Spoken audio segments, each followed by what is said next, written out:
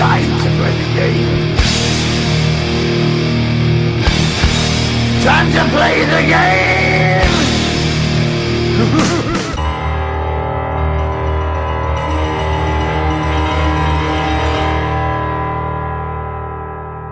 Glorious.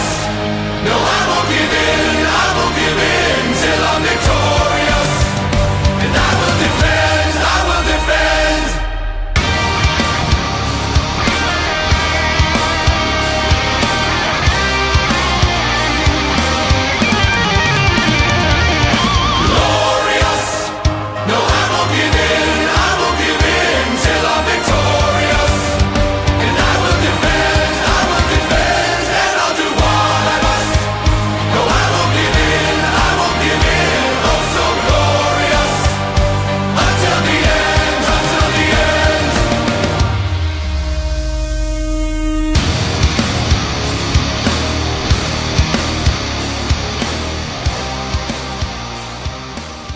Greetings and salutations and welcome to the game on this Monday night, July 22nd, 2019. Scott Nason broadcasting from the home studios tonight on this a little bit chilly, seasonable Monday night in the Twin Saults. The game heard online at thegamesportshow.com. You can also go to the podcast page, thegamesportshow.podbean.com, and starting next Monday, July 29th, 6 to 8 p.m., we will be live on ESPN 1400 here in Sault Ste. Marie, WKNW, and that's where our Monday show will be from now, I should say next week until, the foreseeable future. We're very excited to have that all set up. Was up at the station there at Sovereign Communications last week with Mark St. Angelo and Matt Pocket. We're getting everything set up as far as liners and how the studio will run, but we will be on the air live next week on ESPN Radio. We're very excited about that. We have lots to cover here on tonight's edition. We'll be joined in our next segment by Dave McCaig, host of the Game Sports Show in Sault, Ontario, from Sports Center Bar and Grill, Northern Superior Brewery, and on television with Sault Online at On TV. Dave will be here to talk about the Sault, Ontario sports scene. Then we'll be joined by Butch Davis from Butch On Sports, who will get us up to date on what's going on in the D. Detroit Lions starting their training camp this week. We got Butch all credentialed for that, so he's going to have a first-hand account of what's going on at training camp. And then the second hour roundtable, myself, Dave, Butch, and E.J. Russell from Escanaba, Michigan. And who knows what we're going to talk about on the roundtable. We have lots of local sports to cover, and let's start with some of the youth sports going on right now. The soccer season and the Sioux Little League seasons are both about to end. I know they've had playoffs going on here last week and this week, and I had an opportunity to take part in a softball tournament this weekend at Malcolm Park. The Sioux Legacies, they've been putting on the Sioux Invitational now for 19 years, as Linda Beauvais and her gang of volunteers do a great job up at the park, at Malcolm Park to be exact. And a lot of good games. I did mostly 14 and under division. I had a tie game on Friday, a lot of one-run games. Very good competition. These girls, they play hard. Coaches were very good this season. Can't always say that's the case, but it was a really good time. I umpired 7 games up there Friday through Sunday. Don't have the results as far as which teams won, but there were teams from quite a few from downstate. Saginaw comes to mind, Traverse City, Petoskey, Boyne City. You also had some in the UP, Marquette, Houghton, to name a few. So a good time. We did have some rain on Saturday, but we played through it. One of the games on Saturday, a little bit wet, but all the games got in, and there was good competition. And so kudos to Linda and her crew up there. Always a good job there, and always a fun to be a part of. This was my 6th season umpiring games in that tournament and looking forward to season number 7. I already told Linda, sign me up. It's a good time, and it was a lot of fun as well. Laker Athletics, a couple notes from LSSU, including a former hockey player, Anthony Nellis. He was signed to an AHL contract for next season with the Texas Stars, the American Hockey League affiliate of the NHL's Dallas Stars. This announced last Wednesday. Nellis turned pro at the end of last season, joining the Fort Wayne Comets of the ECHL. He recorded 8 points in his first 10 games and was second on the roster in scoring during that stretch. Before turning pro, the 5'11" center spent 4 years at LSSU, and during his senior season, not citizen, he's definitely not that, his senior season, Nellis was tied for second on the team with 33 points, as he had 15 goals and 18 assists. He also earned a nomination for the 2019 Hobie Baker Award. Nellis joins former Laker Diego Cuglietta on the Texas Stars. Of course, Diego signed there a few months ago and led the NCAA Division I men's hockey in goals scored with 25. Laker hockey, they're going to begin their season October 5th and 6th as they will take on Merrimack College. Laker cross country, they've announced their schedule for the 2019 season. The Laker men's and women's cross country teams will begin their 2019 campaigns with meets on 3 consecutive weekends. They'll start competition at the Northwoods Cross Country Invitational, hosted by Northwood University on September 7th. Then the Lakers will head to Michigan State to compete in the Spartan Invitational on September 13th, followed by the second annual Warrior Challenge at Wayne State University on September 21st. The Lakers will then have 2 weeks off from competition before competing in their final regular season meet, the 5th annual Conference Crossover Cross Country Invitational, hosted by Lewis University on October 12th. Postseason will begin with the 2019 GLIAC Cross Country Championships at Purdue University Northwest on October 26th. The NCAA Division II Midwest Regional Cross Country Championships, they're going to be held at Angel Mounds in Evansville, Indiana on November 9th, followed by the Division II Cross Country National Championships, which will be held in Sacramento, California. That will start on November 23rd. Rob Gallagher will be entering his 3rd year as head coach of the Lake Superior State University cross country and track and field teams. Last season, David Mitter, he had a breakout sophomore season that culminated with an appearance at the 2018 NCAA Division II Cross Country National Championships in Pittsburgh, Pennsylvania. Mitter finished 121st out of 261 finishers and was the first LSSU cross country runner to compete at cross country nationals since 1993. When Gary Lubert placed 50th. So there, we've announced the volleyball, basketball, hockey, and now cross-country schedules at LSSU. Well, it's hard to believe that junior hockey season is only a couple weeks away. It's actually less than 2 weeks away because the Sioux Eagles, they've announced the dates for their main camp, August 2nd through 4th, coming up here in just a couple weeks at the Big Bear Arena. If you want more information, you can go to SiouxEagles.net or contact General Manager Bruno Breganolo at 906-259-0522. Camp fee this year is $150 for new players and $75 for returning Sioux Eagle players. And then after that, you have the Thunderbirds and Greyhounds having their main camps somewhere in August. Don't have the dates for those.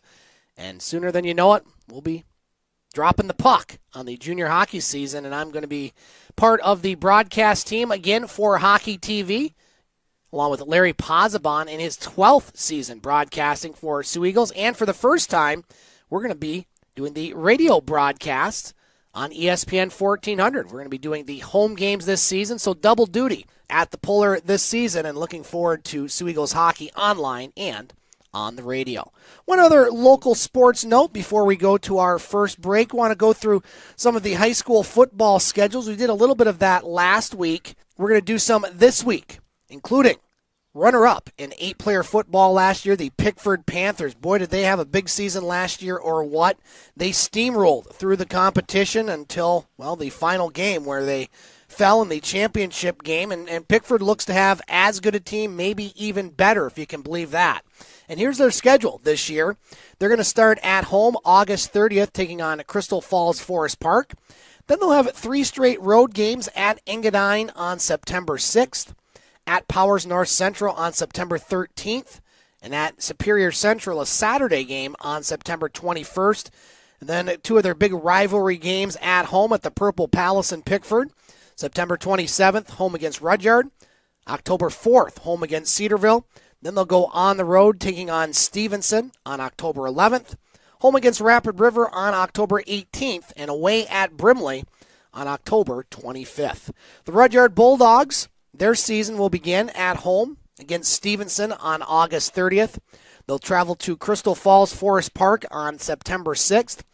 Come back home against Rapid River on September 13th, away at Brimley September 20th, away at Pickford September 27th. Then they'll be home for 3 of their final four games. Home October 4th, against Superior Central.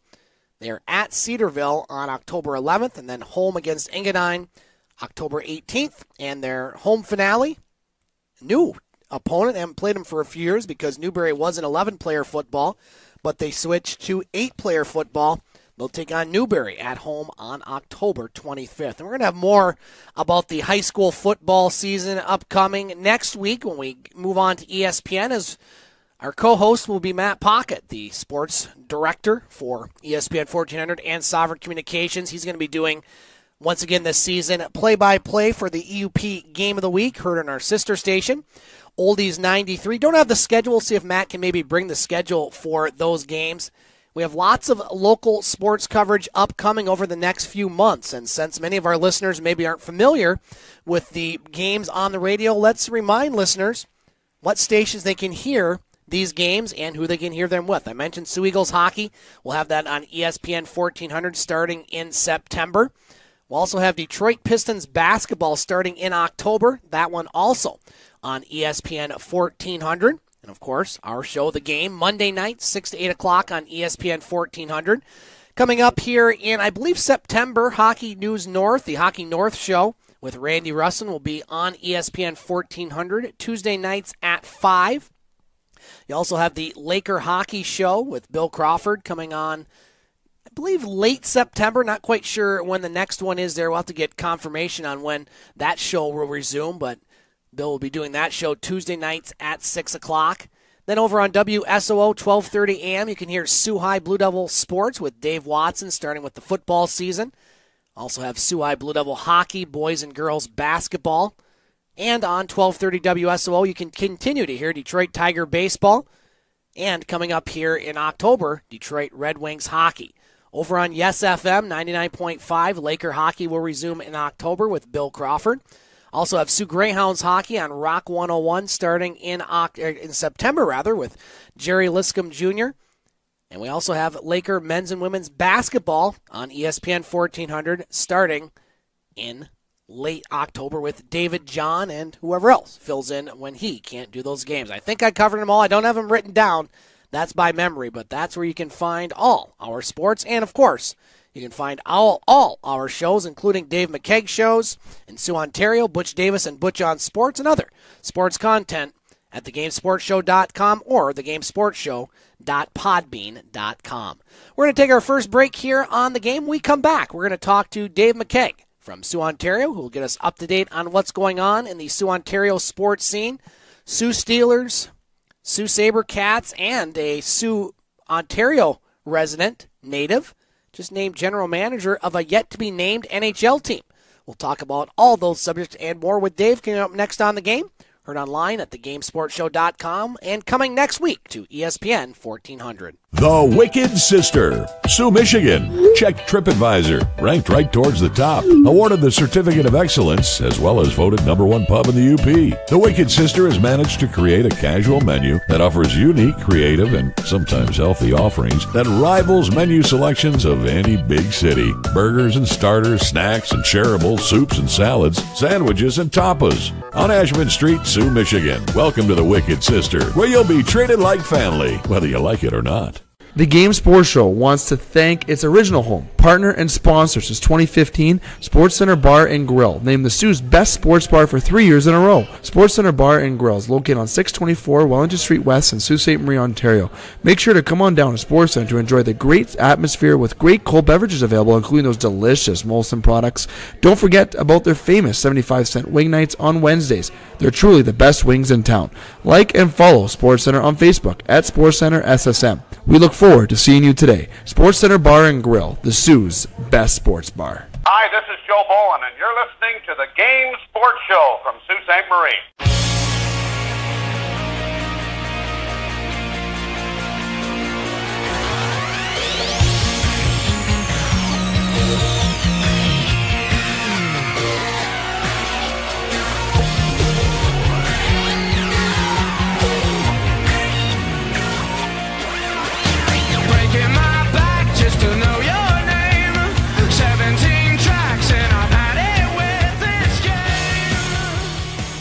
Welcome back to The Game. Heard online at thegamesportshow.com, thegamesportshow.podbean.com, and coming next Monday to ESPN 1400 in Sault Ste. Marie. Scott Nason broadcasting from the home studios, and we are joined by the host of The Game Sports Show in Sault, Ontario. Wednesday nights from Sports Center Bar and Grill.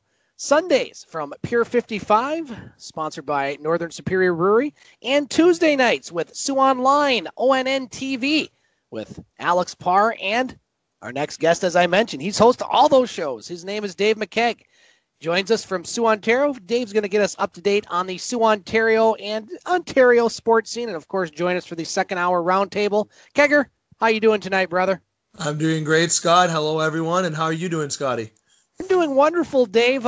This is going to be, at least for the near term, the last time that we record from the home studios, unless we do a special sort of broadcast, because we got it arranged through Sovereign Communications this week. Takes a little while to get a show on the air. It's just not something where they can just flip a switch and go. We're trying to, get things set up for liners and sponsors and, getting board ops in. But we will be on the air this time next week, live on ESPN 1400 WKNW for the full 2-hour show. And Dave, you did a great job, and I want to thank you first and foremost for not just your shows in Sault, Ontario, but I thought you did a great job with Alex Parr there on the morning show there that he was filling in with Tim and Luann, talking about the Game Sports Show and the evolution and giving credit to folks like Eagle 95.1 and Paul Van Wagner and yours truly, which I do appreciate. But it's been a while. We've always wanted to get a 2-hour show on the radio. We're going to have that next week and more to come with, your shows in Sault, Ontario and this partnership. So before we dive into the sports scene in Sault, Ontario, I don't know about you, but I'm pretty excited that this just keeps getting better and better. Oh, it's absolutely thrilling. And, as I mentioned in that promo that you can check on ONN TV's YouTube channel, if you missed it with Mornings with Luann and Tim, and as you mentioned, Alex Parr, who's a new member to our show on the analyst and co-host side, was covering for Tim. I appreciate them at Sault Online for all the promotion that they have done and for bringing me on the show to kind of give a little bit of the background of the show. And I remember, Scotty, you and I sitting in McDonald's right beside the playpen and right beside the window, and big aspirations for the show to grow, calling it Coffee with the Coach at first before transitioning to the game. And, we had plans for the show to provide great entertaining content for the Twin Saults and anyone who is listening worldwide. We've had listeners over in Europe, we have listeners over in the States, Southern Ontario, and so on and so forth. And it's now blink, and it's already almost been 5 years later, because we're going into 2020, so 2015 and 2020, basic math will state that's basically around 5 years since we've had this show going.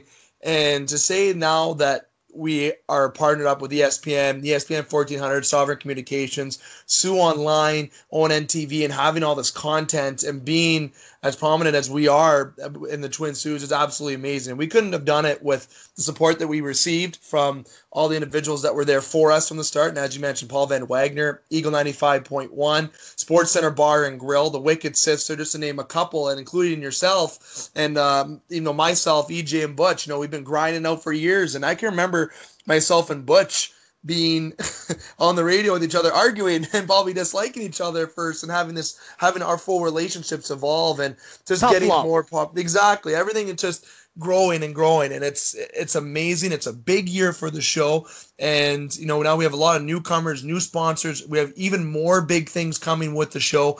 I couldn't be more excited that we're going to be starting next week on ESPN, and we're being the talk around town. I was just at the Rotary Fest here in Sault, Ontario last weekend, and there was at least a dozen people that recognized me. Yes, I knew them. It's not like I am a celebrity or anything, but I did know them. But they were saying congratulations on the show. They didn't even know we were around, some people, until Sault Online and then Sovereign ESPN started jumping into it. So, we ended up getting more shown here in the Sault. We're getting a lot more followers and fans. We appreciate all the new followers and support that we've been getting, and we're very excited to bring some exciting content. And Scotty, just to wrap up my point here I am going blabbering off into high points as we like to do sometimes, but having that promotion on Sioux Online was absolutely fantastic, and I was happy to be able to share some light on the background. But 9 minutes, I don't know, was even enough time to get back into it. I could have talked for at least an hour about all the background on the show and everything personally that you and I, Butch and EJ, Jamie and Justin, and even Dustin and Dane and the crew have been through over the past 4 to 5 years. And to see where we are now, it gives me chills. I'm excited, and the listeners should be excited. Thanks, Dave, and let's get right to the local sports content. Let's talk about some football over on your side of the pond, Dave. The Sault Steelers did win their regular season finale on Saturday as they shut out North Bay by the score of 29-0. So they finished the year 4-4, and they're going to hit the road in the Northern Football Conference playoffs as they will take on, I lost it. I had it somewhere. Dave, can you help me out here? There we go. They're going to face the Steel City Patriots next Saturday, that in Stony Creek. So the Steelers, middle of the pack, Dave, going into the playoffs. But you know what? Playoffs, it's a whole new ball game. What's your thoughts on the Steelers? I got to give a shout out to my girlfriend's half brother, Shane Masahevich, who made his first start in football and who just got back into football. He made his first start this year for the Steelers in that game against North Bay for the offensive line. And, obviously, put up good numbers. The defense was solid in that game. And the Steelers right now are a team that have great football talent and good depth and a lot of good potential talent as well. And I want to say that the feedback that I got was just nothing but positive throughout the chemistry in the locker room that game. They were feeling it. They knew they had the confidence that they could win. And the football in Sault Ste. Marie this summer has been absolutely amazing to watch. Even the Steelers, even though they're 500, being 4-4, I know they're not undefeated like the JV Sabrecats are, or even didn't have the season that the varsity Sabrecats had. But again, it's going to be a tough challenge going against Steel City, but I think even though they're in the middle of the pack, you can't underestimate this team. I think this team is going to be able to surprise everybody. I think they can win a couple playoff games, if not be a surprise playoff team down the stretch. They got some Sault Ste. Marie talent there, and let me tell you, anyone who knows Sault Ste. Marie know we're feisty little, or feisty big, whatever way you want to call us, individuals and athletes, and very competitive. And we're very passionate about our sports that we play here in Sault Ste. Marie. So very excited to see what the Steelers can do in the playoffs. They should not hang their head because of being 500 this year. They're in a good position to come steal the show. They can be underestimated and be underdogs. And sometimes that's big going into the playoffs. Excited to see what they can do. Moving on, Dave, to the varsity Sabrecats. Well, their season ended in tough fashion over the weekend as they fell in overtime to the Bradford Bisons by the score of 31-24. That game at Superior Heights. And you mentioned the JV Sabrecats. They advance and move on in their playoff game as they defeated the Forest City Thunderbirds by the score of 49-26 in Ontario Football Conference action Saturday at Superior Heights. How about these numbers? Michael Nicoletta, 17 carries, 283 yards, 5 touchdowns. I want him on my fantasy team. Now, I'm not sure who the Sabrecats, the junior Sabrecats, play next in the playoffs. Dave, I don't know if you have any light on that tonight, but I know you will probably on your Wednesday show. Talk about the Sabrecats weekend. Definitely probably a bit more light from that end on Wednesday from the Sports Center Bar and Grill. Now, from varsity Sabrecats, I'll start with before going to JV. Having Matt Primo, Jamie Antonello, and Dustin Grondin being a part of the Game Sports Show and on our panel and just being coaches with the Sabrecats, I didn't get into full conversation with Jamie or Dustin or Matt through text since their loss on Saturday. Kind of wanted to save that for Wednesday, so I know they're quite heartbroken about their loss. I know Coach Matt Primo praised the effort of his team. But you don't want to lose in that way. They had a dramatic comeback win this year against Brantford earlier in the season. 41-38 was the win in that one. And you come out of this game, you lose in overtime. So it's another close game. These two teams are very evenly matched. And arguably, the Sabrecats could have been placed in a different seeding. If they didn't have that rainout game earlier in the year, they potentially would be, I believe the record would be 7-1 opposed on the season. So they would have only had one loss opposed to that other one in the column that they would have had. So maybe the seeding potentially would have been different. But excuses aside, this was a very talented football team that was on the field with Breakin, with Robinson Wright, with Pagnotta, with Jurich, with Joya. They had such a strong team. And this year was so much promise for championship, but either way, they should not hang their head. They have a lot of youth on this team and a lot of players that can come back next year. And that just shows that they're going to be very hungry next year. And, the varsity Sabrecats being in the position that they are, that they lost, it's unfortunate, but they did have a lot to learn this year. And I'm excited to see what can happen next year. And to Jamie, Matt, and Dustin, they did a great job coaching along with the rest of the coaching staff there with the Sabrecats. So it definitely was a good season nonetheless for them, despite the tough loss. Some great football, though, it was in that game. Now, the JV Sabrecats, Jim Monaco has ran a tight ship all year, much like Jamie, Dustin, and Matt do. And their work has really paid off this year. And they're going on to the finals. And 5 touchdowns, Scotty. He must have been playing Madden on beginner mode. Okay, like I don't know what was going on. His attributes, it ties into our show last week. His attributes were edited manually by the user, and he was running through everything. And he was getting touchdowns. Like he was just a man amongst boys in that game, it seemed like. And that is legendary performance. That is somebody who rose to the occasion. And you know what? Despite him getting 5 touchdowns, you have to credit the entire team play, especially the defensive side of the football. The whole team was there to play. They did not have the mindset of the slightest doubts in their mind that they were going to win that game. And the Sabrecats, the junior varsity Sabrecats, came out and made the hometown crowd pleased, and they get to go on to the championship. And I like their odds. I think they're a strong team, and I wonder if Nicoletta can get another 5 touchdown performance to really boost her, the record book here for playoff points. But Nicoletta should be excited. The whole team should be excited. Jim Monaco, nonetheless, should be even more proud of what his team has accomplished. Excited to see what they can do in the finals.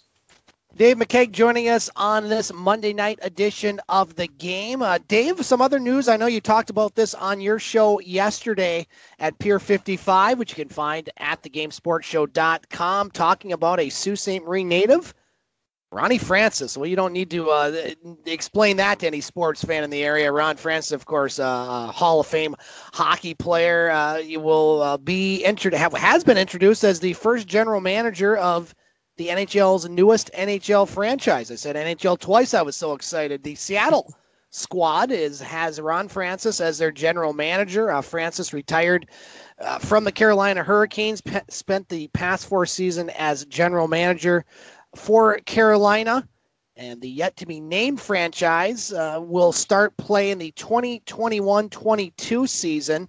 They'll be part of an expansion draft next June. So Seattle's influence is really going to start to hit the NHL into the draft next year, as they will be the 32nd team in the NHL.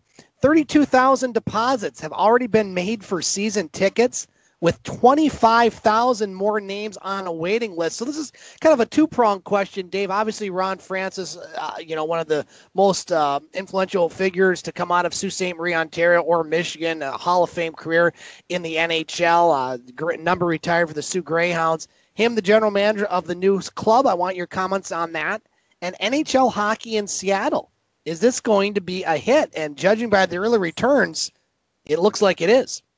It definitely seems like it is. And I think the expansion franchise are getting a lot more note. Look at Las Vegas when they came into the National Hockey League, right? And now you can't compare Seattle to Vegas. You can't, because Vegas' entertainment funding and everything that they have from the city of Las Vegas is unprecedented. You can't compare it to what Vegas has, I think, in the entertainment aspect.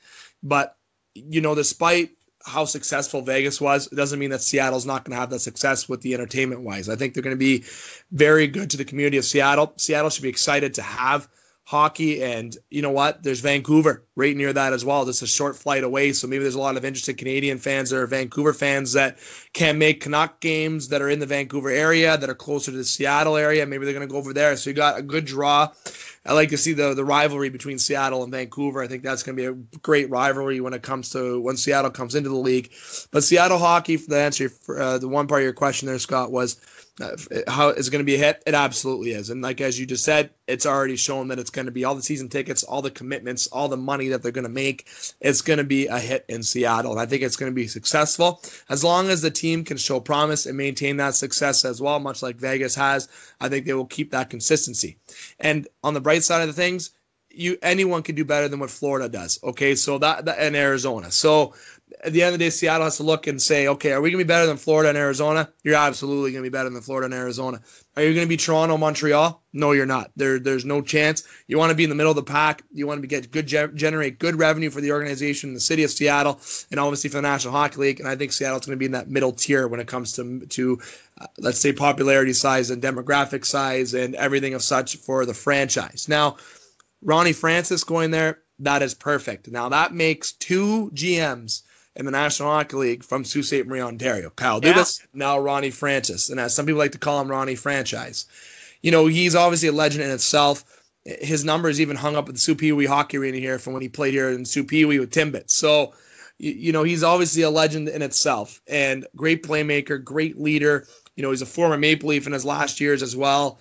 He's been a Stanley Cup champion of the Pittsburgh Penguins. And he has familiarity running an organization. Look at the Carolina Hurricanes. A lot of their current draft picks that are successful are because of when Ron Francis was there. And Ron Francis, I think, is going to be in the position of success. They introduced him 6 months prior to when they were supposed to. So Seattle knew their guy. They wanted their guy. And obviously Ron Francis has a lot of big plans that he wants to get started right away. And I'm excited to see what he can do.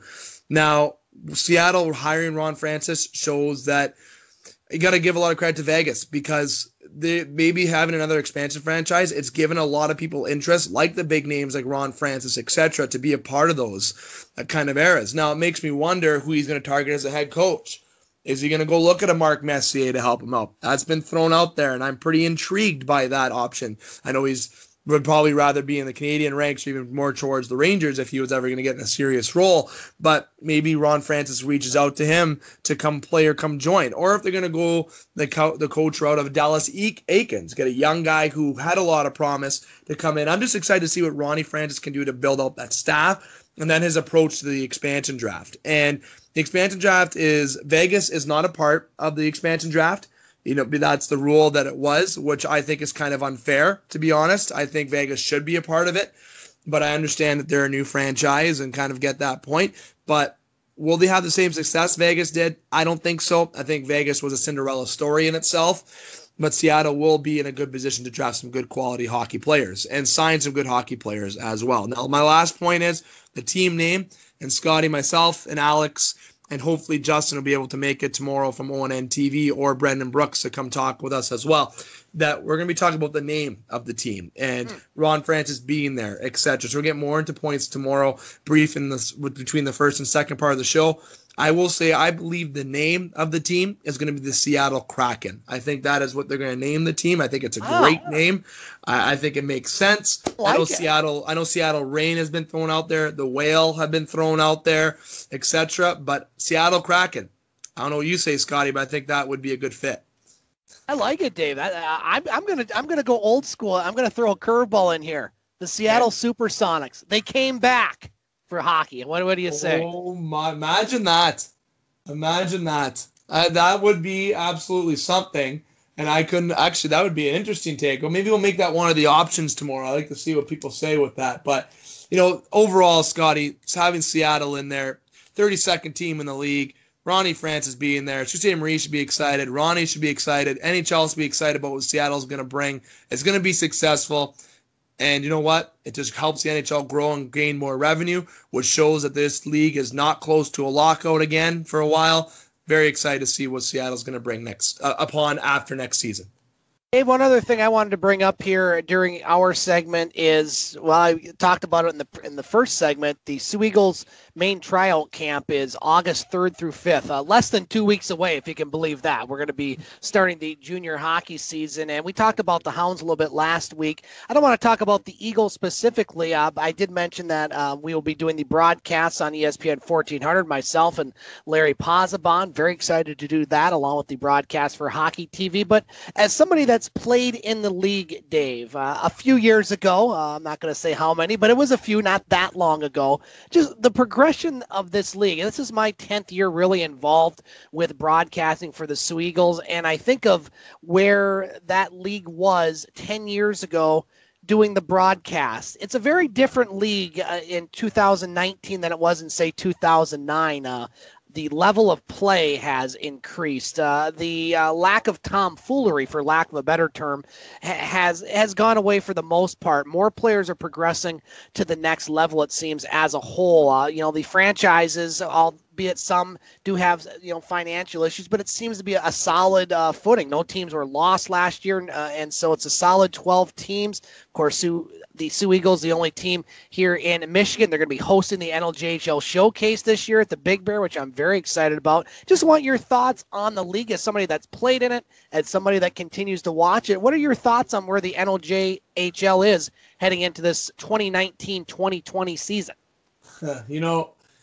I always get the good old David McCaig, the suitcase that Randy Russin would call me. Yes. I always do think about the days of when I did play hockey and the evolution of the game, and we've talked about it on the show. And I can remember playing my last year, it was 2010, 2011 with the Thunderbirds, and I don't mind saying it, Scotty. And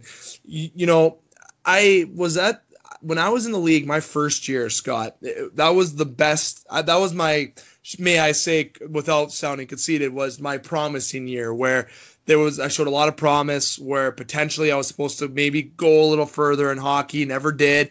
But I did have the opportunity and the luxury to play with the Algoma region teams, with the Beavers, Thunderbirds, and the Eagles. I did have a brief stint in the SIJHL, the Thunder Bay Wolverines, but I don't really like to talk about that much because of the personal kind of issues that occurred there. But the overall general thought I have for the NLJHL is the growth of the league, Scott. I couldn't agree more to what you have mentioned and how it's changed. And I remember getting into the league when I signed with Blind River in the 2007, and I had the opportunity as a player to sign in Blind River or the Thunderbirds, and the Thunderbirds ended up winning the playoffs that year, and I signed in BR and got traded to the Eagles and got swept by BR in the first round. So I didn't make the right decision, because obviously playing the Thunderbirds would have been the right way to go. But in that league, in that year, I can remember playing against Manitoulin, against Mike Bondi, playing against North Bay against Trent Litzy, and if anyone can Google search these guys were monsters. Okay, these guys are 6'3", they're Milan Lucic size,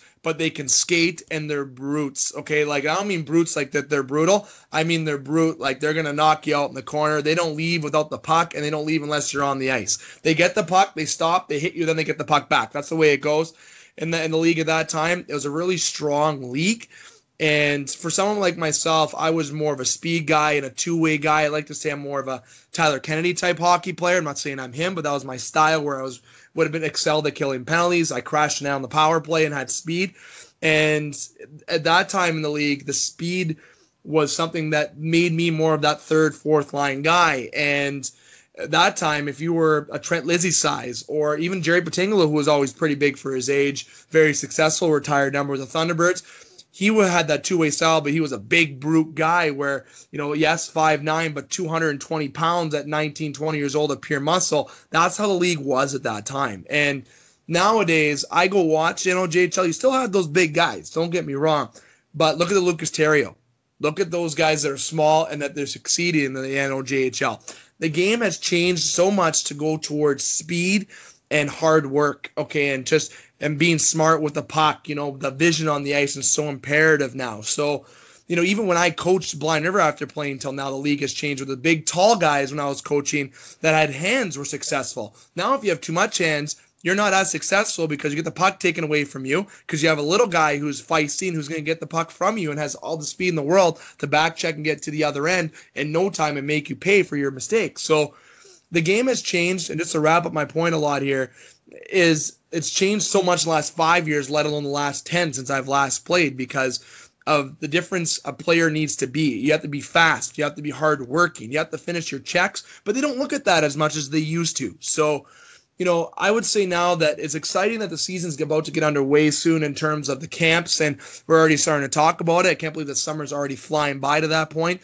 But a lot of teams now are successful based on that speed and those purified goal scorers and playmakers. The finesse, the skill is more displayed opposed to that brute physical display of talent.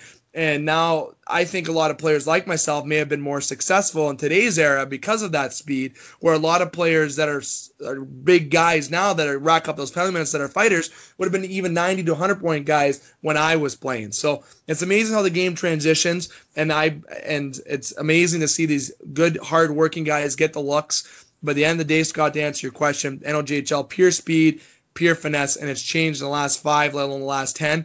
And it's going to continue to change because it's a game about speed now. That's one of my favorite leagues to watch, to cover, and to broadcast. And we'll be talking a lot of NOJHL with the Sioux Eagles, Sioux Thunderbirds, and all the teams this year on the game. Dave, one final question before we let you go until the round table. Now, when we met last week, or when we talked, you had to go a little bit early because you had a baseball game, the Game Sports Show baseball team. I didn't hear the results of that game. Tell us what happened and how much of the season do you have left? See, we had a lot of different rainouts and cancellations. We were expected to have in between 12, potentially 14 games. They do the schedule in advance. So right now, the Game Sports Show did win their last game. They won 10-5 against the Sioux College. They're called the Swamp Rabbits. The Sioux College Swamp Rabbits is their name. They haven't won all season, unfortunately, but they're a great team to play. They're fun. They try hard. They're competitive, and that's all you can really ask. And with the game that we had, actually yours truly, last week when we played, we lost 2 out of the 3 games. We dropped out of second to third. We lost to the Donuts and we lost to the Hellcats. So now we are in third place. The Donuts and Rangers are tied in first with 6-1 record. And now we are 5-3. So we do have a game less than everybody else does. But the last game that we played on Thursday, we won 10-5. And yours truly pitched. Actually, I had 2 2/3 innings pitched. Yes, I had. According to my stats, I had 3 earned runs out of the 5 that went in, and I struck out 5 in 2 2/3 innings before I passed the ball on to Trudeau. And it was an awesome time pitching, and I was trying to mix up some pitches. I wasn't too great at it, but at the plate, I went 3 for 4 with a couple RBIs. I am now second on the team in average. So myself individually having a very strong year, but the team overall is really clicking. Despite our 2 losses this past week that dropped us down the third, we have a very strong team. A lot of good former ball players like Tyler Wilson, Ashley Hoff, Trevor Duvall, and Trudeau, Connor Henderson, guys, just to name a few. And the talent that this league has been able to bring in, especially with the Across the River. Jordan Trudeau does know a lot of these guys too, but Avery Tonight, good follower of the show, and his father is. They have a lot of individuals that played college ball, and it's great to see the talent that this league has brought in and that continues to grow, right? And the Game Sports Show itself, third place, to give you the answer to your question, Scotty, and excited to see how the rest of the year goes. We only got, I believe we have just under a handful of games left. It will determine the seeding in the playoffs, as the playoffs are supposed to get underway in the third week of August. But by the way things are going, that's going to make us have to play at least 2 or 3 games a week because of the rainouts and delays that we've had this summer. But nonetheless, Game Sports Show Renegades, third place, and looking to continue staying in the win column to try to get back into first. Doing the Game Sports Show proud, my friend. That is Dave McCaig joining us on this segment of the game. Kager, take a little break. We're going to get to Butch Davis and then have you, along with Butch, myself, and EJ Russell. We're going to have the Hour 2 roundtable coming up. So thanks for joining us. We'll talk to you in a little bit, my friend. Sounds good. I'll be waiting for the call. All right, that's going to do it for this segment. We're going to take a break. We come back. We're going to talk Detroit sports with Butch Davis. We'll talk about the Tigers. Hey, they got a victory over the Toronto Blue Jays, although it looked like a home game for the Blue Jays. Lions training camp starts on Wednesday. Butch got his credentials in through ESPN 1400 today. Thank you, Matt Pocket, for that one. We'll also talk about other sports in the D coming up next on the game. Heard online at thegamesportshow.com, and coming next week, next Monday night, live on ESPN 1400. The Game Sports Show is pleased to shout out a partner, additional home, and sponsor to Northern Superior Brewing Company, located on 50 Pym Street in Sault Ste. Marie, Ontario. Northern Superior Brewing Company having a strong presence locally with many beers to offer. With much involvement in the community of Sault Ste. Marie, Northern has a sport and friendly-like atmosphere within its tap room, and during the summer months, it is a must to visit Pier 55 to enjoy some delicious food, amazing view of the water, and view of the Bush Pilling Museum right on the cusp of the Hub Trail, and of course, all of that down with a delicious brew from Northern Superior. Northern Superior Brewing Brewing Company. It's a northern thing. You can follow The Game Sports Show on Facebook and Instagram at The Game Sports Show.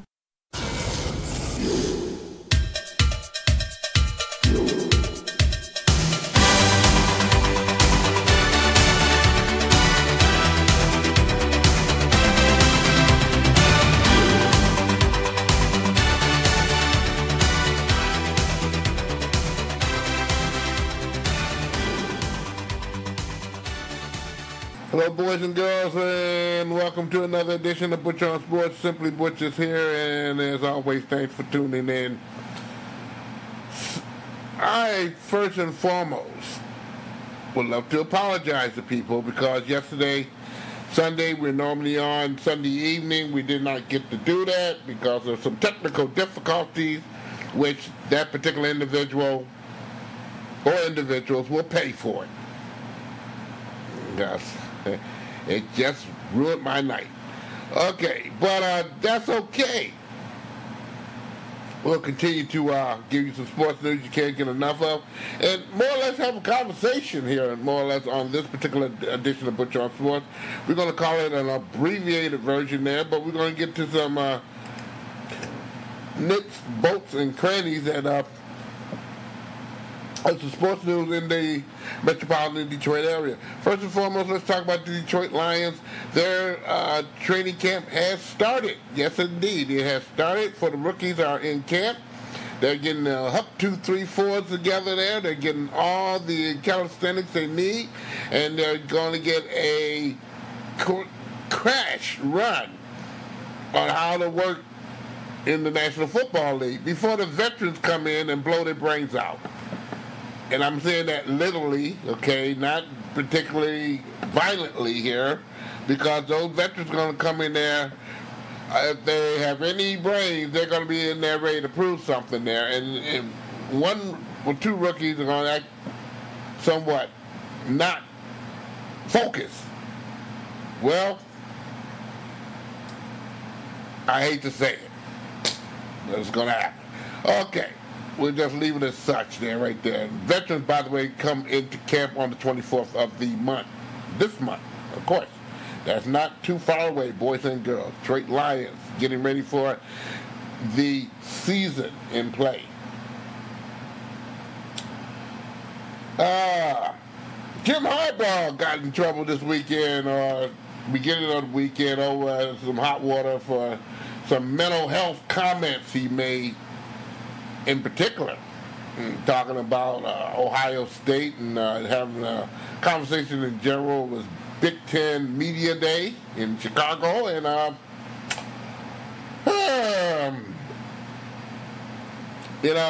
when you just don't think it through and want to give people the old okie doke, that's normally what you get, the old okie doke. And my focus is this, people get paid a whole heck of a lot of money. Jim Harbaugh is getting humongous amount of money. Matter of fact, he's already set for life, family-wise and therefore. But you kind of wonder, do that gives him room to grow on and just say anything you want without worrying about the sensitivity of others forthwith. I don't get it. And I start my show off with this here. It's got to be.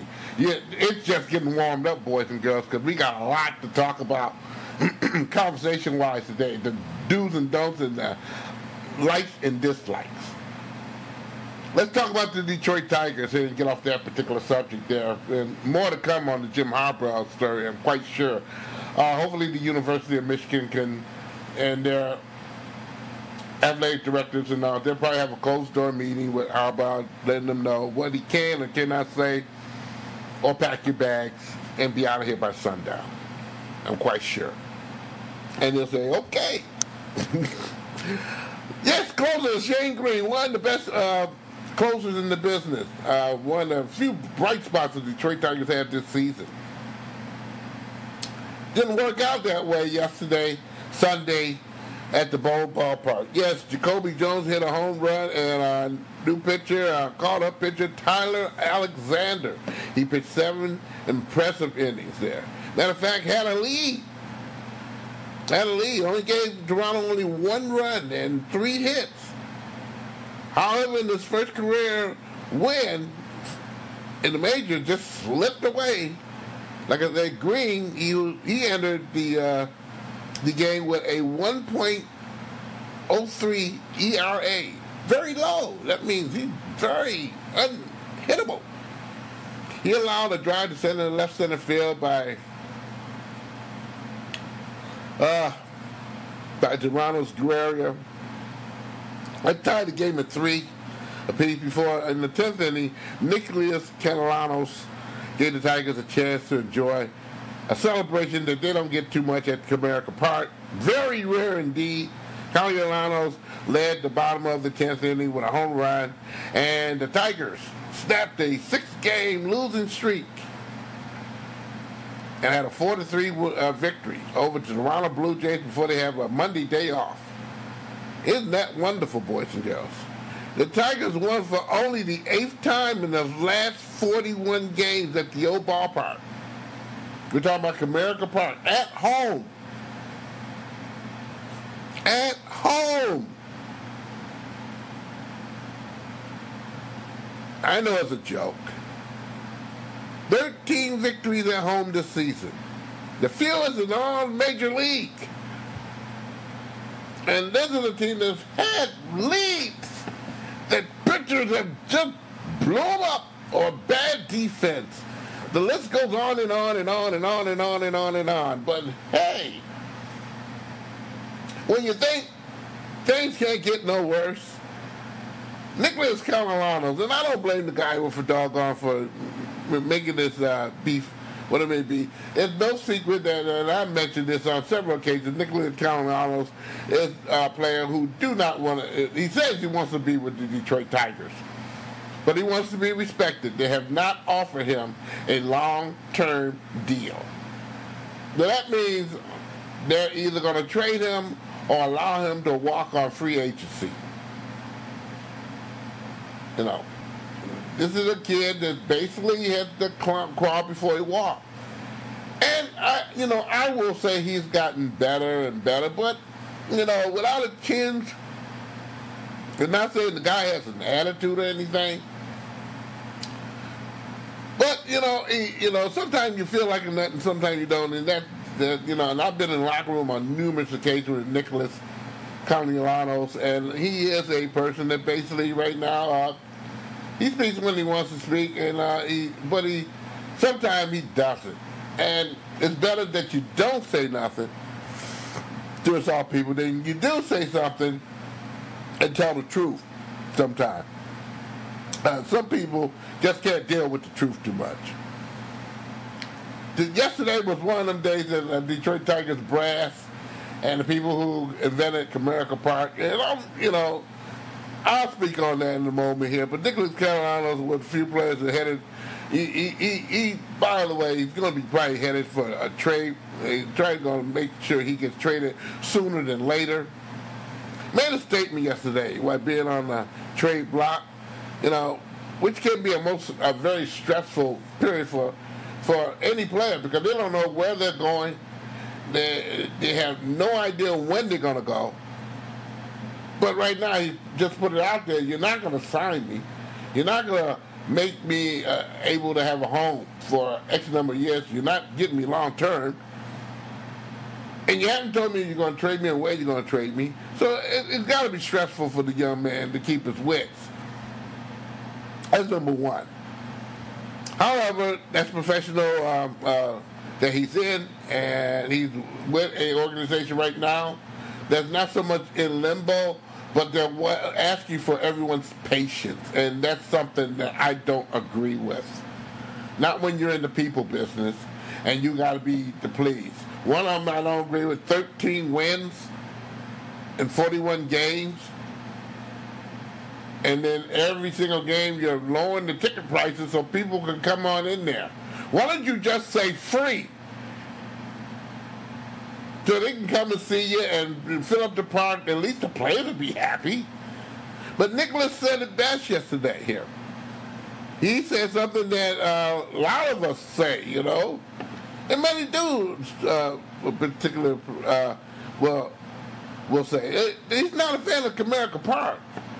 He's not talking about the fans, okay? He's talking about the actual park in general, okay? He said this after he hit his walk-off home run against the Toronto Blue Jays on Sunday.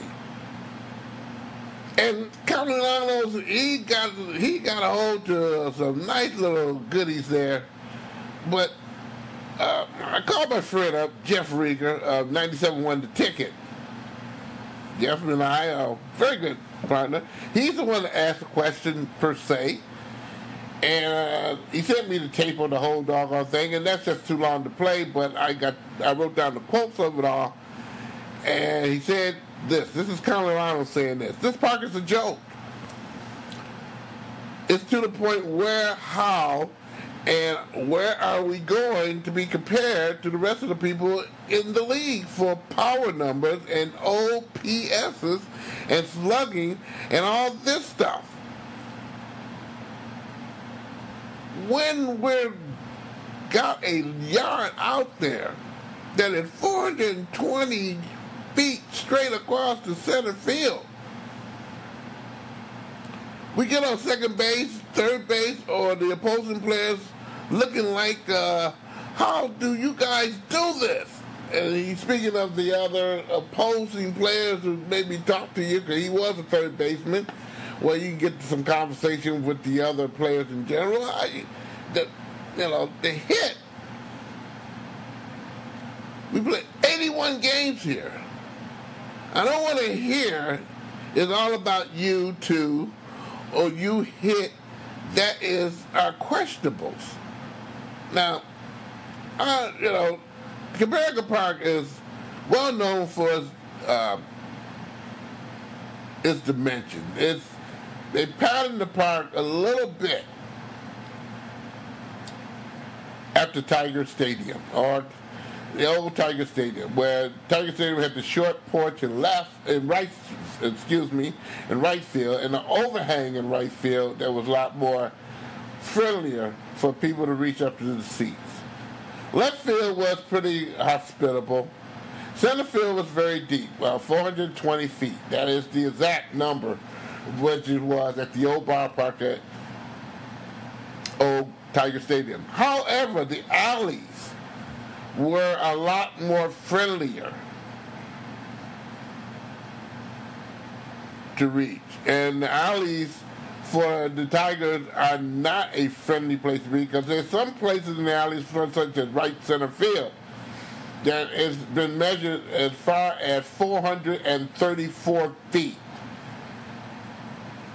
That's a long way. And the players who do hit out that way, they're saying, wow. Now, I remember, if you can remember when the Comerica Park was built, where the bullpen is now in left field for both teams, it was not there. The fences were farther. However, huge complaints by the players, their own players in general, that this is a joke. Management fixed that. They took the bullpen out of right field. That's where it was for both teams. Extended the seats in right field and put a little patio and all this other good stuff there, and made the bullpen in left field and put a new fence out there to basically make the fence or the hit the baseball shorter to get a home run. And that was about, give or take some, about 40, 50 feet. The stadium was, I don't know what they were thinking about. But it's wicked. He said something else yesterday that's very, very interesting there. He talked about Miguel Cabrera. He said just like Mickey played his whole career in Yankee Stadium or the Great American Ballpark or whatever, how will his numbers be to this day? They would be huge. Big. But this is a player who has been playing his game at Pro Players Stadium That's the Marlins' old ballpark, where the Miami Dolphins play. Before they changed things around, and it's Hard Rock Stadium now, where they've added some additions, fixed the place up, put some covering over it, and the list goes on and on and on. But again, they shared it with the Dolphins there, which was a pretty huge stadium. Then it comes to Comerica Park, which was a huge stadium still.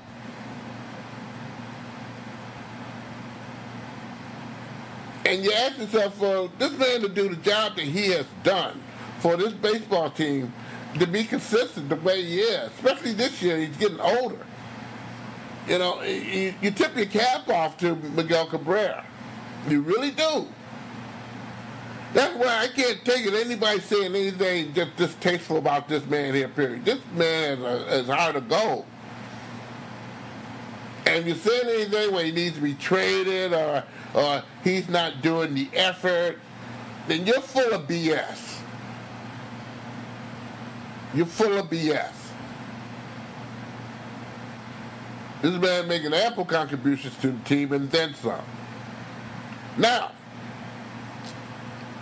I made a statement that basically is really right now is not hectic, but it's real. And that is, everybody does not like the stadium. Everybody doesn't. I'm one included. And I'm talking about Comerica Park. This has been the stadium that basically they now start baseball season in late March. Used to be early April. But in Michigan, boys and girls up to June or maybe the middle of June, weather is very inclement. It is bad. If it ain't raining, or you get one hot day versus 5 cold days, the weather is very unpredictable during that point in time. And we're talking about the month of up to June, maybe up to a little bit in July, before it actually warms up and give you favorable weather that you can count on, which right now that's happening. You're getting your average 85-degree days, maybe 90 in some of them, and some mugginess. You can expect that. That's been consistent.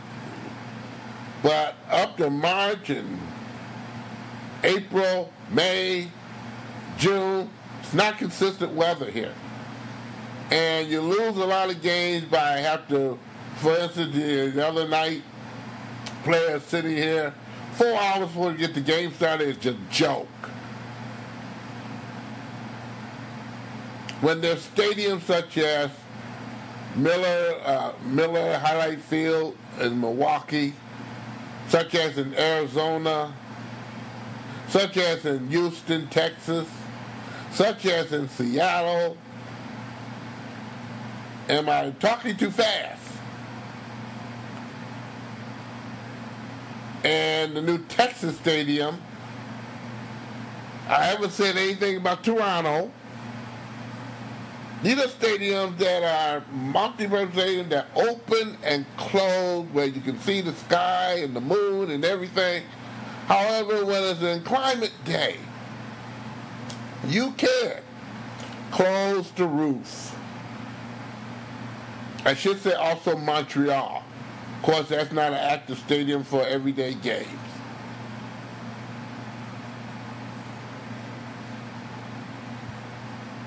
And I don't, for the life of me, the bozo who put this thing together, and you know, it's a cookie cutter stadium from a lot of people looking at how Baltimore, they were one of the first stadiums that came on out here with this particular deal, is that, oh, it looks so great. It has the feel of the open air, and you can see the view of all the buildings and da-da-da-da-da-da, this boom, bah.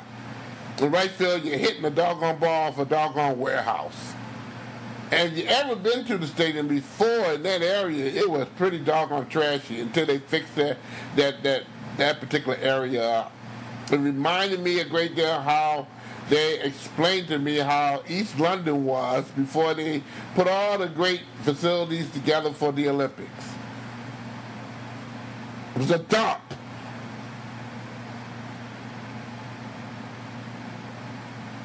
Okay? A dump.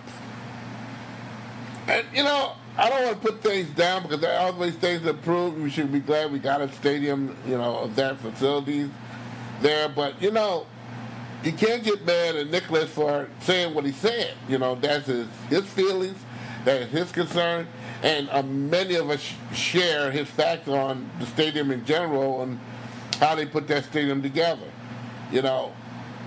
It's just not cool. This weekend we had a delay of 1 hour. Okay, rain, inclement weather. But let me get off the soapbox on this particular subject. The Tigers are off until the Philadelphia Phillies come into town for a 1-2-3 game series that's starting on Tuesday. Hopefully they can get some wins. And we'll see if there's some free ticket prices there for you to get in, maybe for $10 or something here that you can get on in the stadium and have fun, have a ball. The 2019 Hall of Fame voting results, and those Hall of Famers got in yesterday with a bang and a boom. Harold Baines, Roy Halladay, which he's no longer with us. His wife gave an outstanding speech in behalf of her husband, who's no longer with us. Very moving indeed. Edgar Martinez, too long for him to get in the Hall of Fame there. He should have been in the Hall of Fame a long time ago. Mike Messina, Mario Rivera, who was unanimous. Of all the years they're doing the Hall of Fame, the first time this happened. Lee Smith finds a full vote total and statistics for players who were on the ballot but just been ignored. Okay? Which brings me to a question again, Lou Whitaker. And I don't mean no harm again, boys and girls, but it's a damn shame that Lou Whitaker is not in the Hall of Fame. And I've lost my respect for the Hall of Fame because of the things, and maybe it's just some of the writers who are in there just too doggone long and acceptable clowns. Okay? Because the real people that should be in the Hall of Fame are not there at all. Period. If you're going to put Mike Messina in the Hall of Fame, you gotta take under consideration Mickey Lolich. I'm sorry.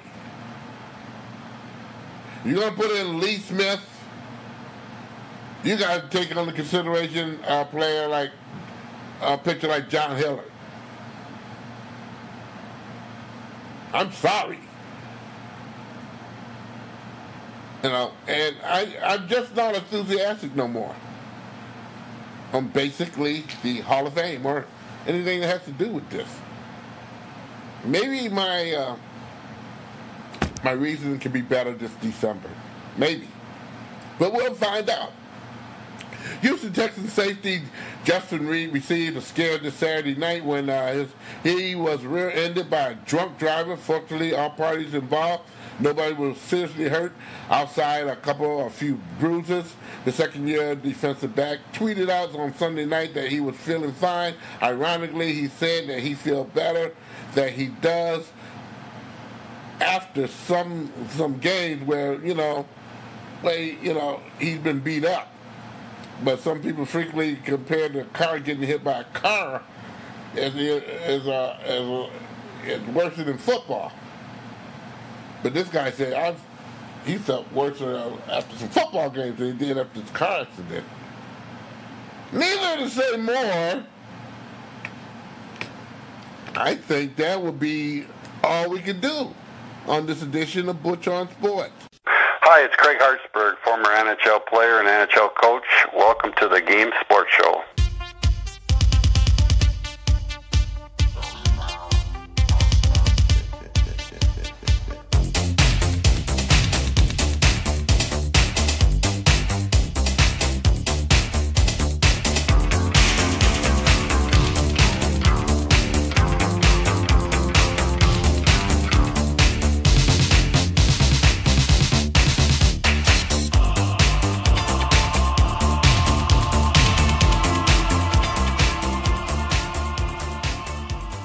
Welcome back to the game online at thegamesportshow.com and coming next Monday night live on ESPN 1400. Scott Nason broadcasting from the home studios in Sault Ste. Marie, Michigan. We're continued to be joined by Butch Davis from Butch On Sports in the Metro Detroit area. Dave McCaig, host of the Game Sports Show in Sioux, Ontario, will be with us later on this hour, and joining us right now from Escanaba, Michigan. His name is EJ Russell, as EJ joins us each and every week on the roundtable to discuss the world of sports. EJ, Butch and I said it has cooled off in our area. Has it cooled off in Escanaba? Define cool, question mark?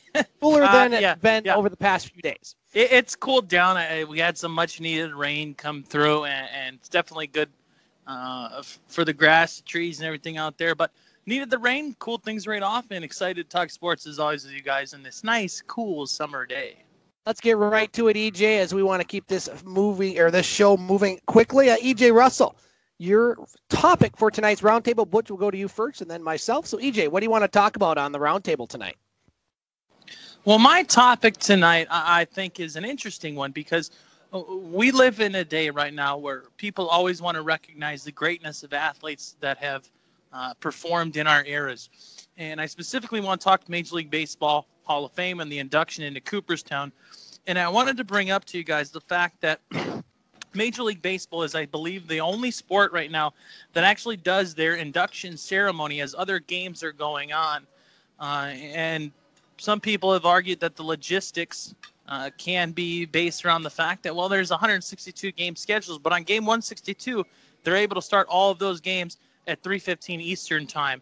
So my question to you guys is, why is Major League Baseball continuing to hold to the schedule of announcing the Hall of Fame inductees and doing that ceremony during the regular season? Should it be done after the season? And what can we do to move forward to recognize these players and the greatness that they have?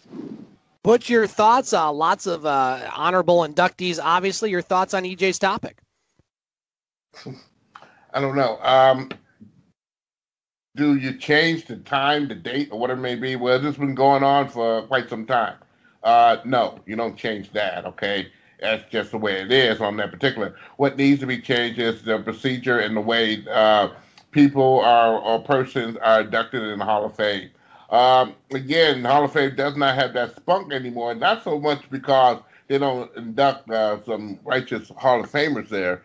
It's because they don't put some of the Hall of Famers that have some deservingness there. And I talked about that on the show this morning, okay? If you're going to put in there, if you're going to put in any relievers and whatnot, starting pitchers, if Moose Mustaka can go into the Hall of Fame, why is not Mickey Lolich is not in there?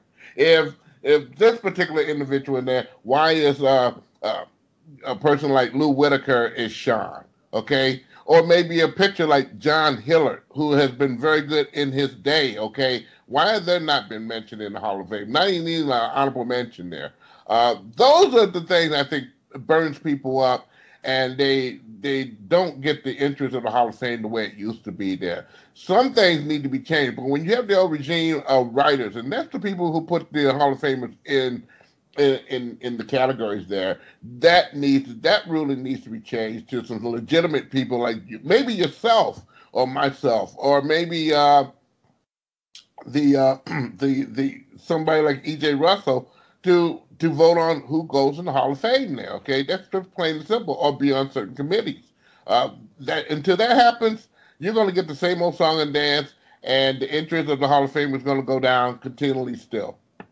Great stuff, Butch. I'll go next as to EJ's topic, talking about the the Hall of Fame ceremony and when it's played. I don't really have too much issue with that. It's something that other sports don't do. I don't have a problem with Major League Baseball having games when that's going on. I mean, obviously, if people are really interested in watching the Hall of Fame, they will. There's a lot of other games on different nights, and so I really don't have an issue with that.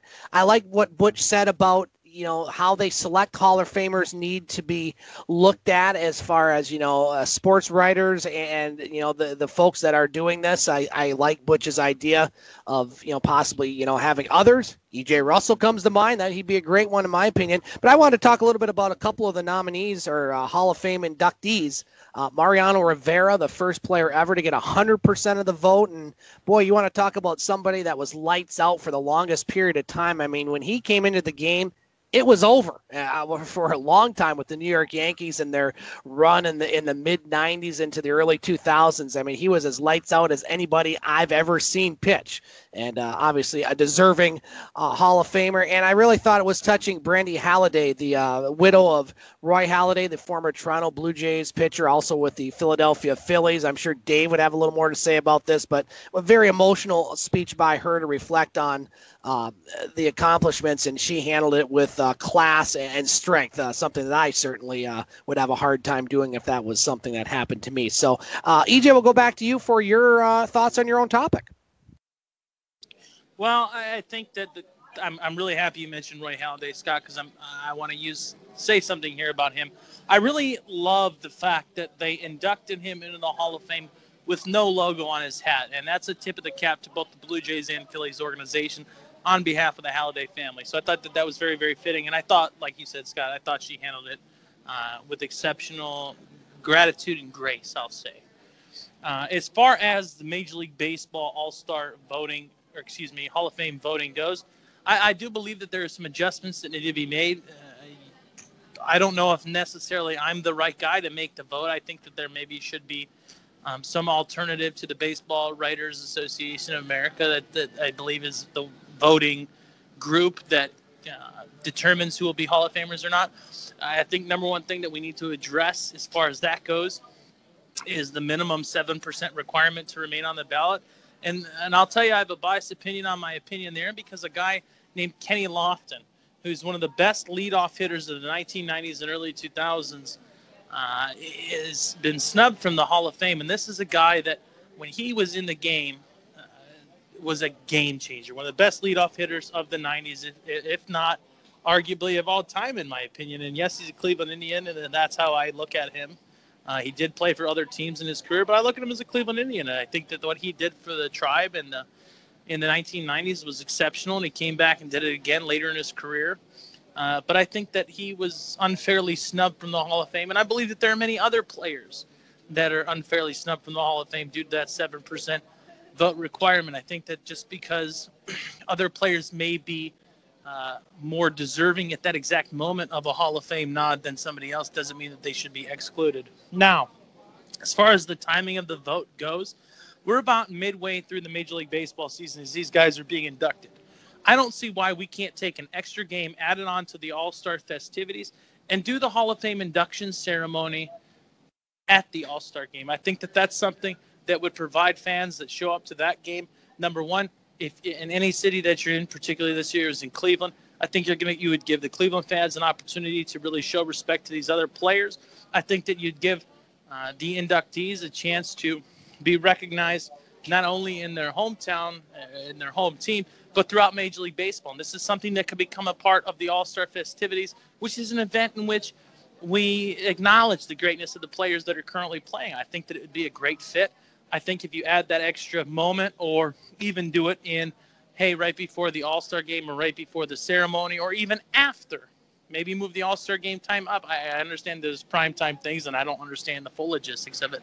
But I think it should be a part of the All-Star game weekend. And the reason that I've come up with that conclusion is that NFL football, which is my main passion, as you guys know, does it the day before the Hall of Fame game. And I don't see why. I understand, okay, maybe if you did it in the preseason, you're interfering with NBA, NHL. Doing the postseason, you're messing with NFL, and you're not going to get the viewers. Why not add it to All-Star Weekend as an event to be made in addition to the festivities of celebrating the greatness of the players that we currently have? I think that it would be an excellent fit in the mindfulness of greatness and in the thought that we are recognizing players for their excellence and their contributions to the game. I think that that would have been a great fit.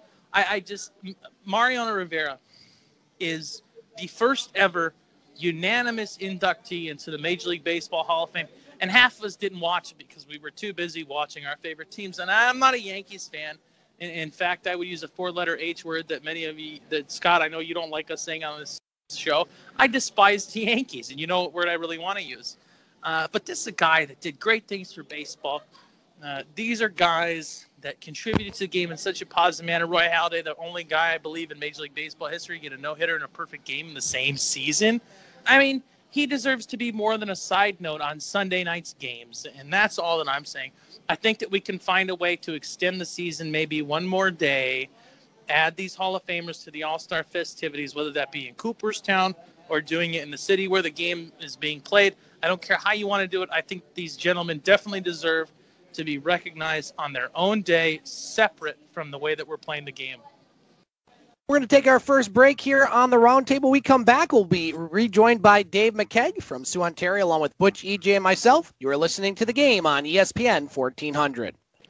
Yo! Welcome back to The Game on ESPN 1400 and online at thegamesportshow.com. Scott Nason broadcasting live from the studios of ESPN Radio here in Sault Ste. Marie, Michigan. We're continuing to be joined by EJ Russell from Escanaba, Michigan. Yo. Along with Butch Davis from Metro Detroit, and rejoined by Dave McCaig from Sault, Ontario. Butch, it's your turn for a topic. We'll go to Dave for his thoughts, and myself and EJ. So, Butch Davis, what's on your mind in the world of sports tonight, my friend? Oh, okay. Let's see here. I think of something stupid here. Really stupid here. The Carolinas, in particular, conversation yesterday got a huge buzz from everybody there, but we're going to go beyond that there. Why isn't that the commissioner have not made it mandatory for everybody to have the fences to the foul pole? Do someone have to get killed in order for this to happen? Dave, watching SportsCenter today, I know the White Sox have implemented the full netting around to the outfields. Other stadiums will. We've seen players hit and kids hit, as Butch has said. Your thoughts, Dave? That's a very good topic, Butch, actually, and I want to give you a good shout-out for that because that's a very interesting topic to bring, and, it's something new that we haven't discussed. So I'm going to say right off the hop here that this game has been around since the late 1800s, and you have that old feel, right? When you're at Fenway Park, when you're at Old Yankee Stadium before, and all that, that's where baseball had this, and it's just that realistic feel that you're there, right? And, that's where baseball is so traditional. It's so, and I say this with everything with respect, it's America's pastime, and to have the presence of that field where you're not protected or anything, it makes you feel like you're in the game. You bring a kid to the field, your son to the field, a friend, whatever it is, you bring a glove, you're hoping to catch a ball, right? And having those netting there, I know that's really going to kind of change and alternate that, but you have to think of the safety first. And at the end of the day, having the safety first of the fans is the number one priority. And you have individuals at bat now that are letting go of the bat, swinging into the back behind them. You've had Vlad Jr. do that recently.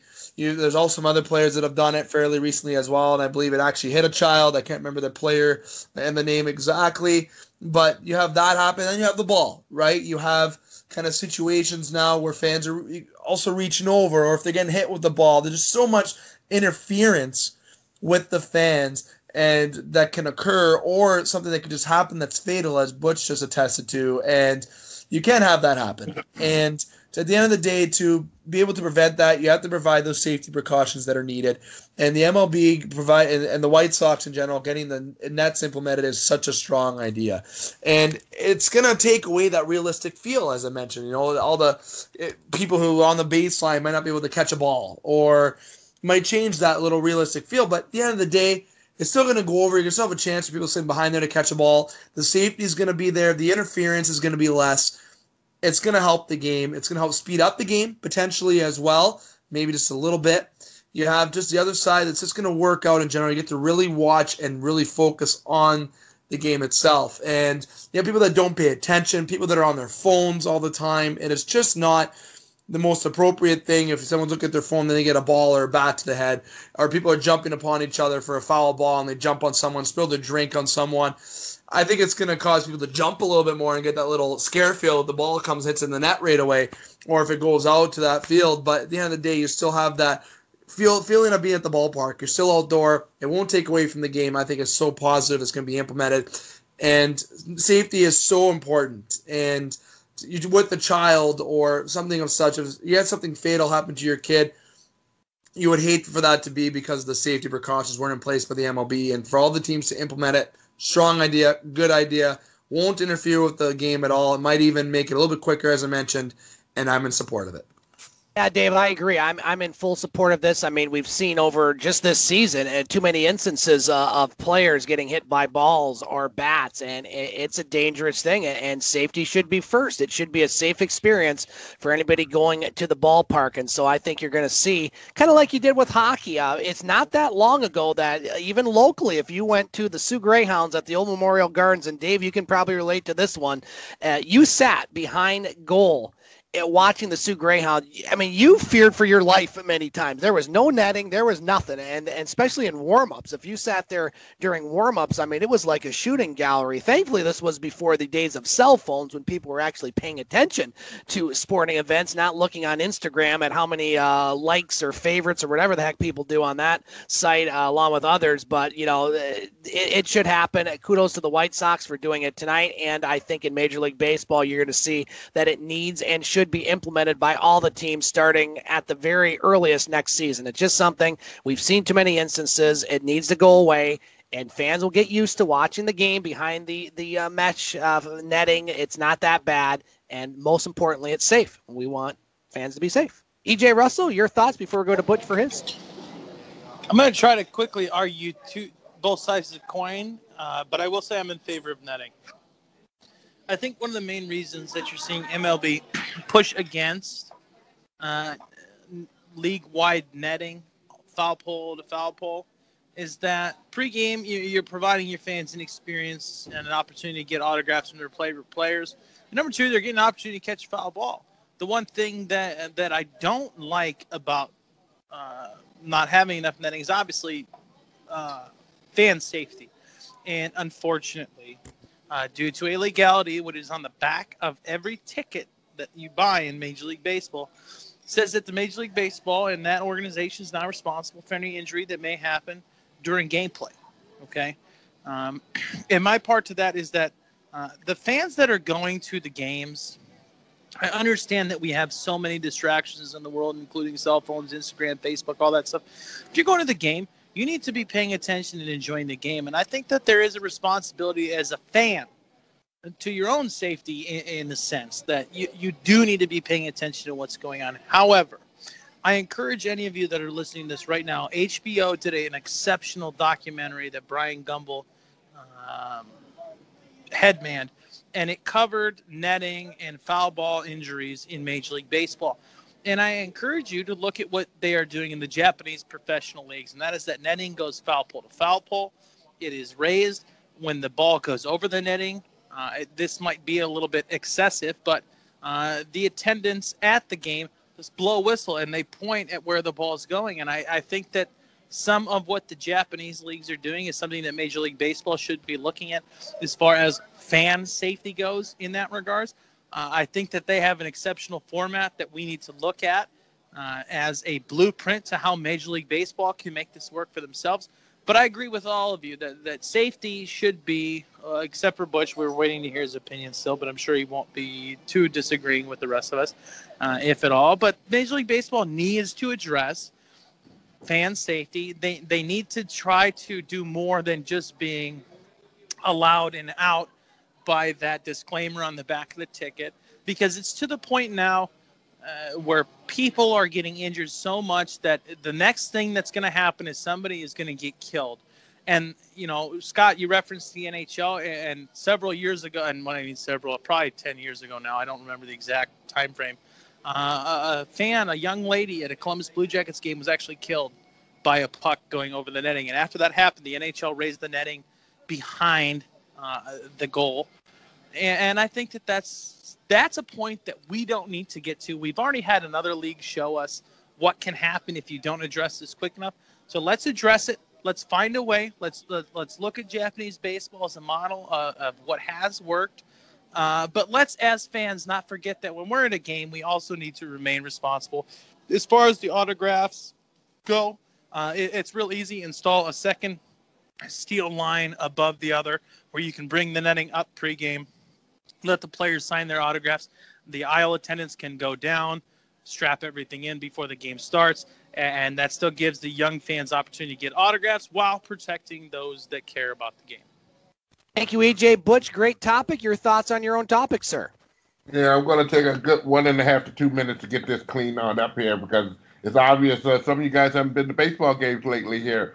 During pregame ceremonies there, the grounds crew bring out portable gates that are extended all the way to the foul pole, okay? This is where they're putting their getting pitches and taking batting practice and whatever it may be. They're not getting hit, or those line drives are not going into the particular, which means in the stands and whatnot there.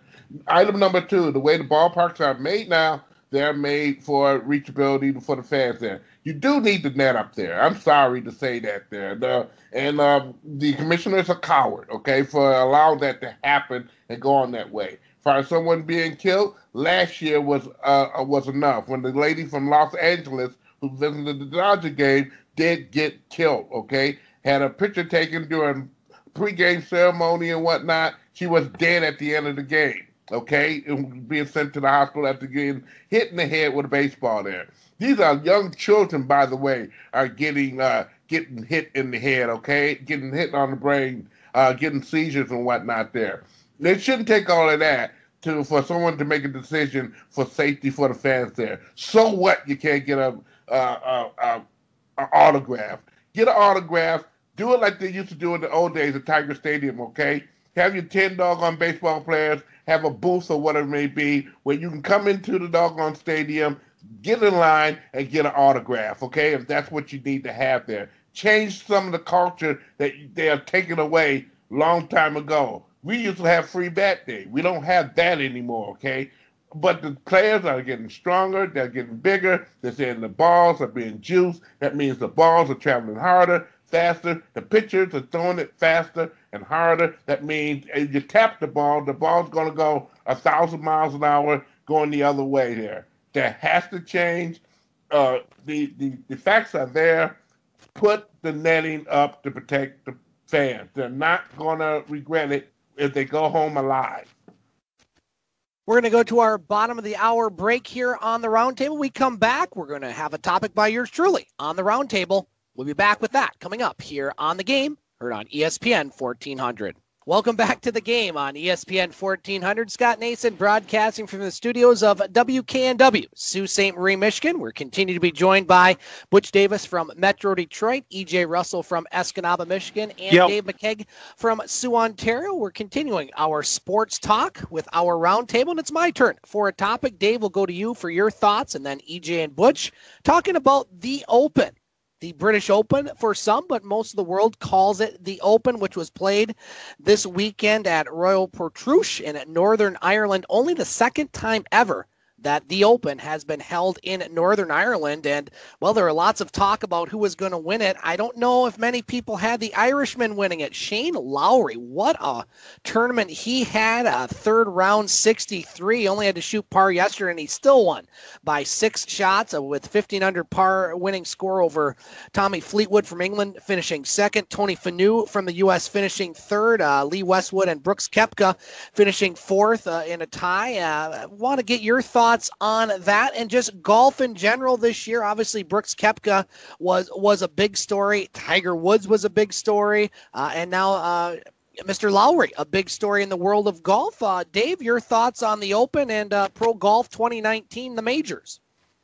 You know, the big story in golf this year was obviously Tiger Woods. It goes without saying, winning the jacket, and obviously the uproar that it caused nationally. And to see Tiger battle back to, let's just say, show some old Tiger, some old form, and it was great to see. And, you know, I like seeing some underdogs win. And like you mentioned, the Irishman, Shane Lowry winning. He's only ranked 17th in the PGA Tour. And he beats the likes of Brooks Koepka, who obviously is first in the ranking. You have Dustin Johnson, who is obviously top 2 in the rankings as well. And you have Rory McIlroy, who can even make the cut.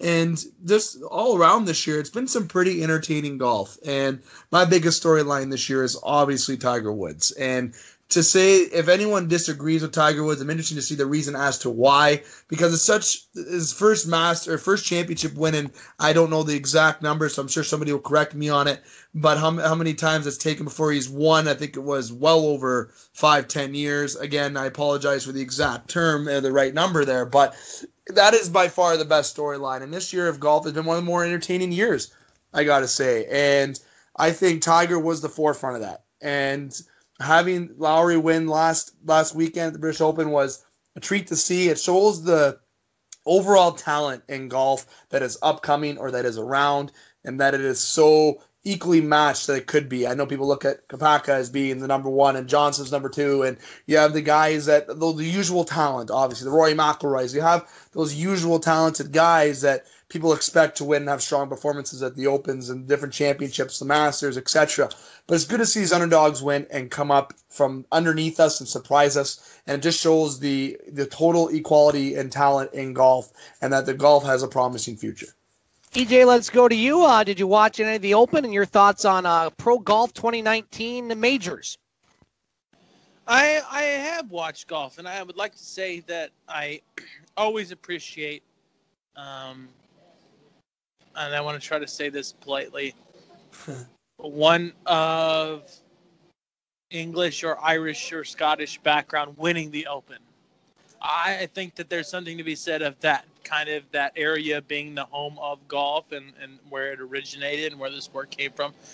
So I'm extremely proud and happy to see that Shane Lowry won the Open and did so in exceptional fashion, and that Tommy Fleetwood finished his putts out and let Shane Lowry go ahead and enjoy that moment. And for those of you that didn't watch, that second to last shot for Shane Lowry was an absolutely exceptional leg putt. And if you're a fan of golf and you saw that 18th hole, I mean, knowing that you're about to win the British Open by a long shot and still putting it inches, if not an inch from the hole, I thought, what kind of bravado and guts does that take to take that stroke, hit that shot in that moment? Congratulations to him for winning the British Open. But Dave, you know what? I'll counter your argument. Yes, I'm excited to see that Tiger won and that he kind of might have been the underlying story here. But I think that what golf fans are really waiting for is who's going to be the next Tiger Woods, because we were told that it was going to be Rory McIlroy. We were told that it was going to be Jordan Spieth, and it hasn't happened. I think what golf fans and those that love the sport and those that fell in love with the sport because of Tiger are waiting for is who's going to do that next. And I think that one thing that golf fans underappreciate is how exceptional Tiger was in that run that he had up until, we'll say, his personal issues that he had to deal with. And that many of us, and when I'll specifically talk about Dave and my generation, that, when you turn on golf, it was Tiger Woods versus the world, and you could bet on Tiger and probably still win every other time. We're in a state of golf now that we're transitioning to a younger game. We're transitioning to a more flashy game. And I think that we need to find someone, and I don't know who it's going to be. And I really liked that Jordan Spieth had a good run because, it's a good kid from Texas that made a run. I think Jordan Spieth would have been a great guy. I think Rory McIlroy would have been a great guy to rally around. But until we have that next person that does what Jack Nicklaus or Arnold Palmer or Gary Player, Tiger Woods or any of these guys did, until we get that next guy, I think that golf's attention is going to be lacking. And I think, unfortunately, until the day that Tiger is no longer playing in the professional tour and doesn't go to when he goes to the Championship Tour, I think that we're all going to sit here and continue to talk about how great Tiger Woods can and should be. and I'm excited to see who the next guy is going to be. But what I love most about professional golf right now is that you don't know who that's going to be. And I think that there are a handful of guys that could be that next guy. Guys like Brooke Koepka, Ricky Fowler, who's won a few tournaments, to include the Tour Championship at TPC Sawgrass a few years ago. I think that we need to find who's that next guy that's really going to draw people into the game. Who's the next guy that's going to separate themselves? Who's the next great to come into the mix? Because right now we're in an era of golf where everybody's on a pretty level playing field and that anybody can win it at any moment, regardless of age. And I think we need to find that one guy that separates himself from the pack. And when that happens, I think the level of excitement in golf is going to go up to what it was during Tiger Woods' greatness. It's going to go up to what it was when Jack Nicklaus was in the league. And when that happens, I think that you're going to start to see more young fans in the game, and I think that you'll see the game of golf continue to spread to a new generation just like it did when Tiger made his run. Butch, let's go to you next. The Open this weekend, won by the Irishman. Your thoughts on that and golf in general?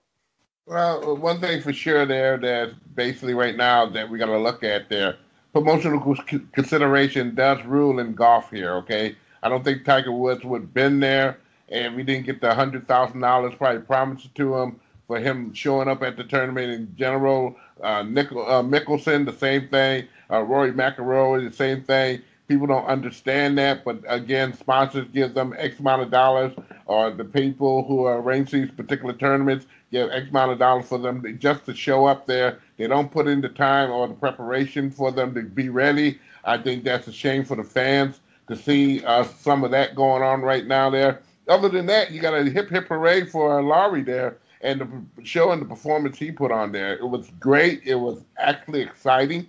It was exciting for kids to watch it there who were watching that team on television. We just talked about it just about an hour ago. The many kids are now taking up golf as a sport or as a hobby or whatnot there. That is exciting for them to see. Anybody can do it.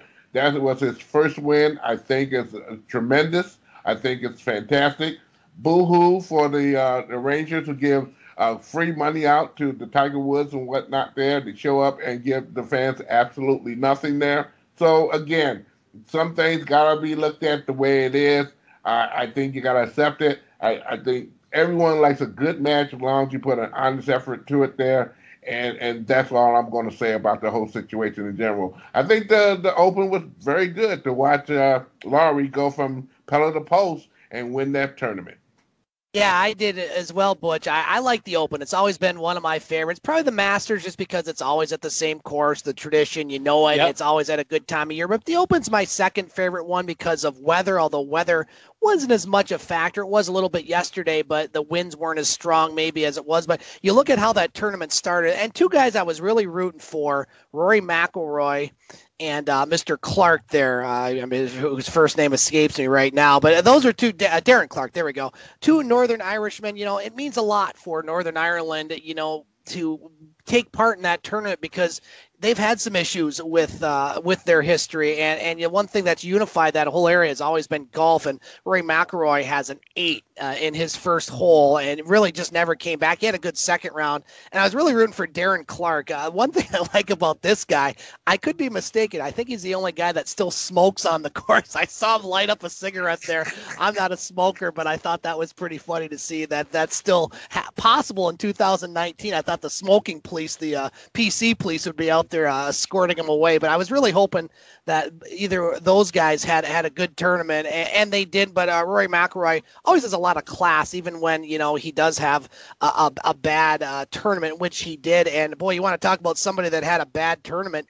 David Duval, a 91 to open there. Not good for him. He got a 13 on a hole, I think, which was the highest score in a long time in a major. But I like the Open, a lot of fun, and congratulations to Mr. Lowry winning his first major. And, you got to give it up to Brooks Koepka. I mean, this guy just finishes, top 2, top 4 in the majors, and he may be that guy. Maybe he's the next guy. We'll just have to see. We'll have time to start a topic, Dave, and then we're going to take a break, and we'll have our contributors get to your topic. So, Dave, give us a little tease on what you want to talk about on tonight's roundtable. Then we'll go to break, and we'll finish up with your topic. I'm going to throw a complete curveball per se, and no pun intended, because I'm not going towards baseball here whatsoever. But I want to go to the athleticism in sports today in comparison to athleticism in sports before. And I can mean hockey, can mean basketball, can mean baseball, whatever you want to dive into. If you feel like the superstar today will be better than the superstar from yesterday. Wow, that's something to think about, and we will as we go to our final break on this roundtable portion of the game. We come back, we're going to have Butch Davis start with this topic, and then EJ and then myself. You're listening to The Game on ESPN 1400. Welcome back to The Game on ESPN 1400. Scott Nason broadcasting from the studios of WKNW in Sault Ste. Marie, Michigan. Continue to be joined by Dave McCaig from Sault, Ontario, EJ Russell, Escanaba, Michigan, Butch Davis from the Metro Detroit area. And so, Butch, Dave threw out a topic about the athlete. Dave, remind our listeners one more time what your topic was, and then we'll go to Butch for his thoughts, and then EJ, and then myself. In comparison to athletes today, in terms of the stars of today in comparison to the stars of yesterday, okay, compare them in terms of if they would be as successful today or if they'd be better today. Maybe there was someone who struggled in the 80s, 90s that might thrive today. Just the overall athleticism that is in the game today in comparison to how it was yesterday. And it could be hockey, baseball, basketball, tennis, whatever sport that you want to bring to the table to provide your knowledge and get into depth about. Maybe it's Mike Trout in comparison to Babe Ruth. Maybe I stole something from you guys. They're saying that. But just an example that you guys want to compare or discuss on this topic. All right, Butch, you get first crack. What's your thoughts? Oh, boy. And I'm watching a show called Moesha, if you all are familiar with that particular show. And I'm watching I'm watching a 17-year-old Kobe Bryant on the show. 17 years old at this point in time there. And we're talking stuff here right now here. But to answer your question for or for less there, I think the older way of doing business was the better way here. I think it's a lot of emphasis now on athletes doing certain things that takes them out of the limits of basically playing sports for a longer period of time. We can look at the pitching and baseball. More injuries are occurring for baseball. People want power now. I mean, power, that fifth, in football, the same thing. Power, how hard you hit someone, how big that you can run after a catch. Hockey, the same thing. How fast you can shoot a puck, how hard you can hit someone. It's the power game. Finesse is not part of it, where basically many particular athletes can get by and still have longevity in the sport in general. Not saying that you can't bring some of the power with it, but again, it has its ways and its means of being able to carry your career a lot farther. And I don't see that anymore. I think power is the breadbasket of a player making it. I think power is a breadbasket of a player not making it these days here. And again, we see more injuries because of that.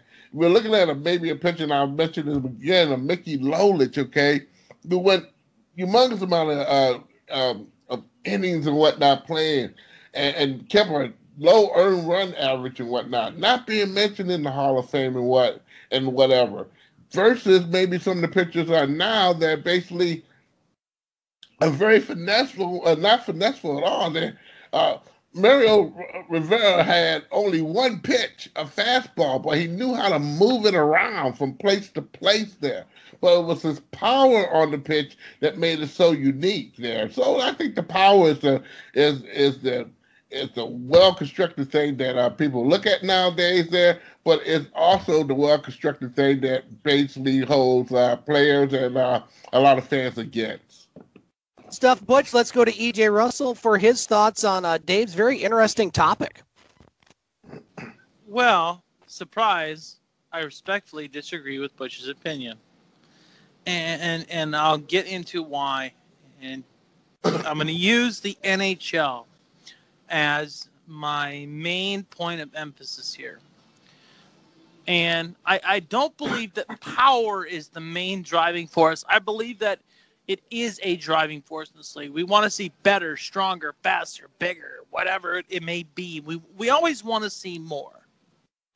Because in sports, you are always compared to what was versus what is and what could be. And anybody that tells me that's not the case, a couple years ago when Aaron Judge was hitting a bunch of home runs, we all thought, okay, what could he hit? If he keeps this pace, where will he go? How many home runs can he hit? And we asked those questions, okay? And I understand that baseball, as far as power, may not be the best comparison because of the steroid era. And that's why I want to use the NHL. I think the NHL is a sport that very much appreciates the precision, the accuracy, the dance, if you will, and the art form that is skating on blades that are only so thick and creating some of what, in my opinion, is the most beautiful plays in all of athletics. I think another sport that's a really fair comparison to not being a representation of power being the most dominant is soccer. I think that the art of soccer and the way that the game is played, if you're fluidly passing the ball and if you're making exceptional choices and you're passing and you're shooting in the right spots, I don't think it's about power. I think it's about the beauty and the art of the game. It's almost like a ballet. I do think that we're in an era that is predominantly driven by power, and that's where I'll agree with you, Butch, that power is the main driving force. But I think that there is still an appreciation for the craft that is the finesse of the game. For example, all of us love seeing monster dunks in the NBA, okay? Or in college basketball, where a guy just throws it down, rocks the rim, breaks the backboard. It is what it is. But do we or do we not watch those replays of guys that are breaking ankles because they're so fluid and able to move the ball in such a way that we're watching players do things in such a perfectly imperfect way that you've never seen people do it before? Do I believe that your point is unfair, Butch? No. I think power is something that does drive this league. But I do think there is something to be said about the athleticism. And to directly answer Dave's question, I think that you would be crazy to say that our athletes are not more athletic than they used to be. But I don't think that means that we need to lose an appreciation for the beauty that is sports. I think that there is still a beauty and something that needs to be recognized in the fact of I'll use a guy like Russell Wilson in the NFL that can make a spin move, get out of a play, roll to the right, flick a ball, get it to his running back. He makes a spin move and then goes down the line for a 30. There is still beauty in sports, and there is still finesse that needs to be appreciated. However, power is something that does drive all of athletics. We want to see bigger, stronger, faster, harder, further, more.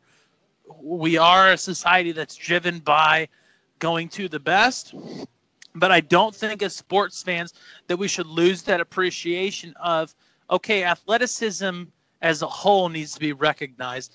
And the fact that these are more agile guys and quicker guys and guys like, I'll use Mookie Betts or Jackie Bradley Jr. That play the game with such skill and such craft, and it's such beautifully played, and the fact that they can do things defensively that you don't see guys doing. And even a guy like Mike Trout, who's probably the best overall player in Major League Baseball right now, if not one of the greatest Major League Baseball players well-rounded of all time, there's still a beauty to what he does. He still fields his position well. There's still an art form to what he does. And there's still an intelligence level that's there. And I think that as long as you continue to play the game intelligently, that you can play the game in a beautiful manner that's almost artistic. And I think that shouldn't be lost on fans. Just because a guy's not hitting 50 home runs a year or scoring 60 goals or 50 goals doesn't mean that we shouldn't appreciate what they're doing. Look to the beauty in sports, because some of your greatest replays of all time come from guys that didn't produce in their entire careers. And I'll reference Merrick Malik.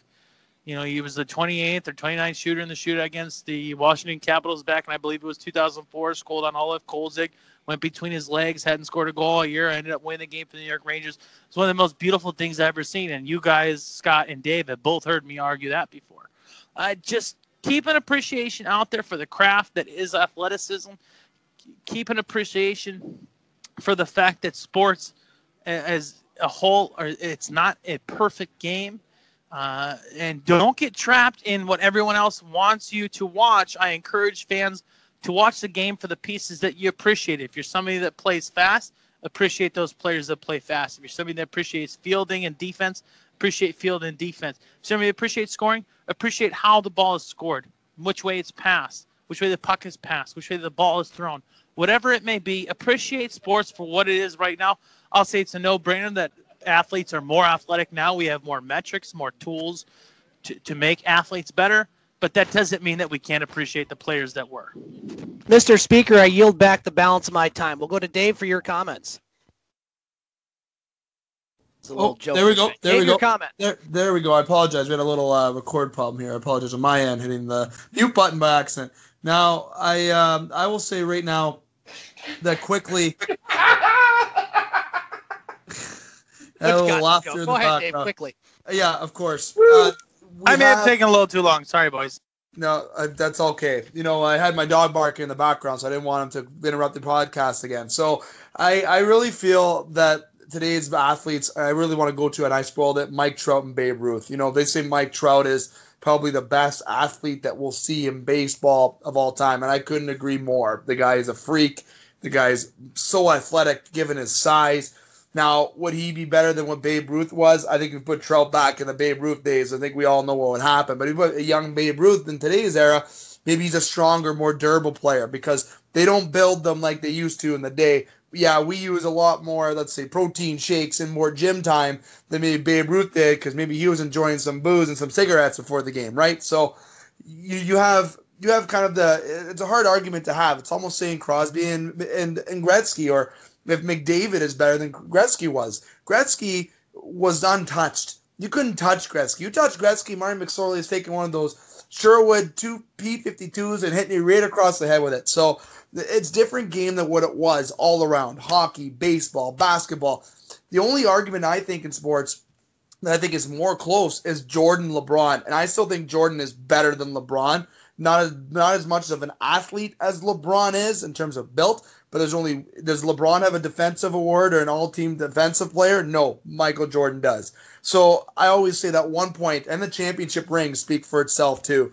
And you didn't need a super team to really do it. The Bulls were a powerhouse, but again, Jordan was a big part of that, and they weren't as, let's say, all around, let's say, as Bosch, Wade, or any kind of the players that LeBron had the chance to play with, especially now having Anthony Davis with him.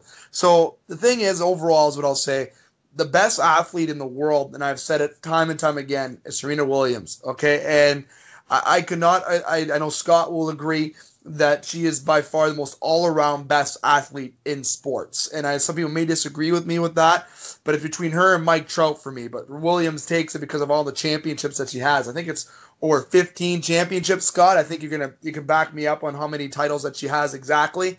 But again, overall today in sports, you can't compare the past. And when people do compare the past to today, it's unfair because we really don't know, and we really will never know. We don't have time travel. We're not Back to the Future, or we're not Avengers Endgame. We don't have the prim, whatever you call it, to go back in time like Avengers showed in the movie, okay? Time travel is not a thing, so we can't see that. What I gotta say is, overall, sports today are completely different than what they used to be. And EJ, you said it right there. We gotta appreciate the talent that we have and appreciate the talents that were, because they were the ones that invented the game today, and the people that are in place today are the ones that are continuing those legacies. Let's get to our thumbs up and thumbs down for the week, gentlemen. Let's see. I think it's Butch's turn. Butch, your thumbs up and thumbs down. Then we'll go to EJ, myself, and Dave.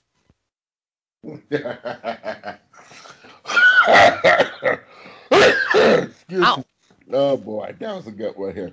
My thumbs up is for Malaysia. This was a great doggone thing experience watching Kobe Bryant at 17 years old finish his SAT and go out with his date, which was Brandy Norwood here, a.k.a. Moesha here. So yes.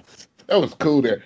Well, Willie Norwood's favorite child, okay, by the way. We all who don't know who Willie Norwood is, look it up.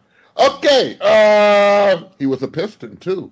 By the way, again, the Detroit Tigers and their marvelous way of showing business there, only winning 14 games out of 13 games out of 41 at home this year. Indescribably messed up here. Unbelievable. EJ Russell, your thumbs up and thumbs down for the week, my friend.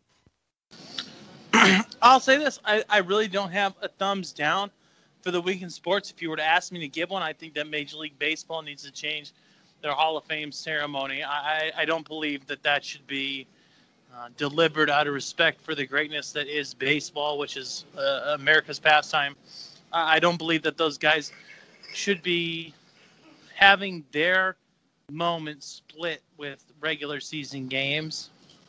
I'm watching right now, and I say this politely, the Boston Red Sox versus the Tampa Bay Rays, and I couldn't care less to see the Rays. It's an organization that has to make some changes. I shouldn't, and I know that maybe they didn't play that day, but if I had to split time between that to me, that's a spit in the face to the greatness that is the Hall of Famers.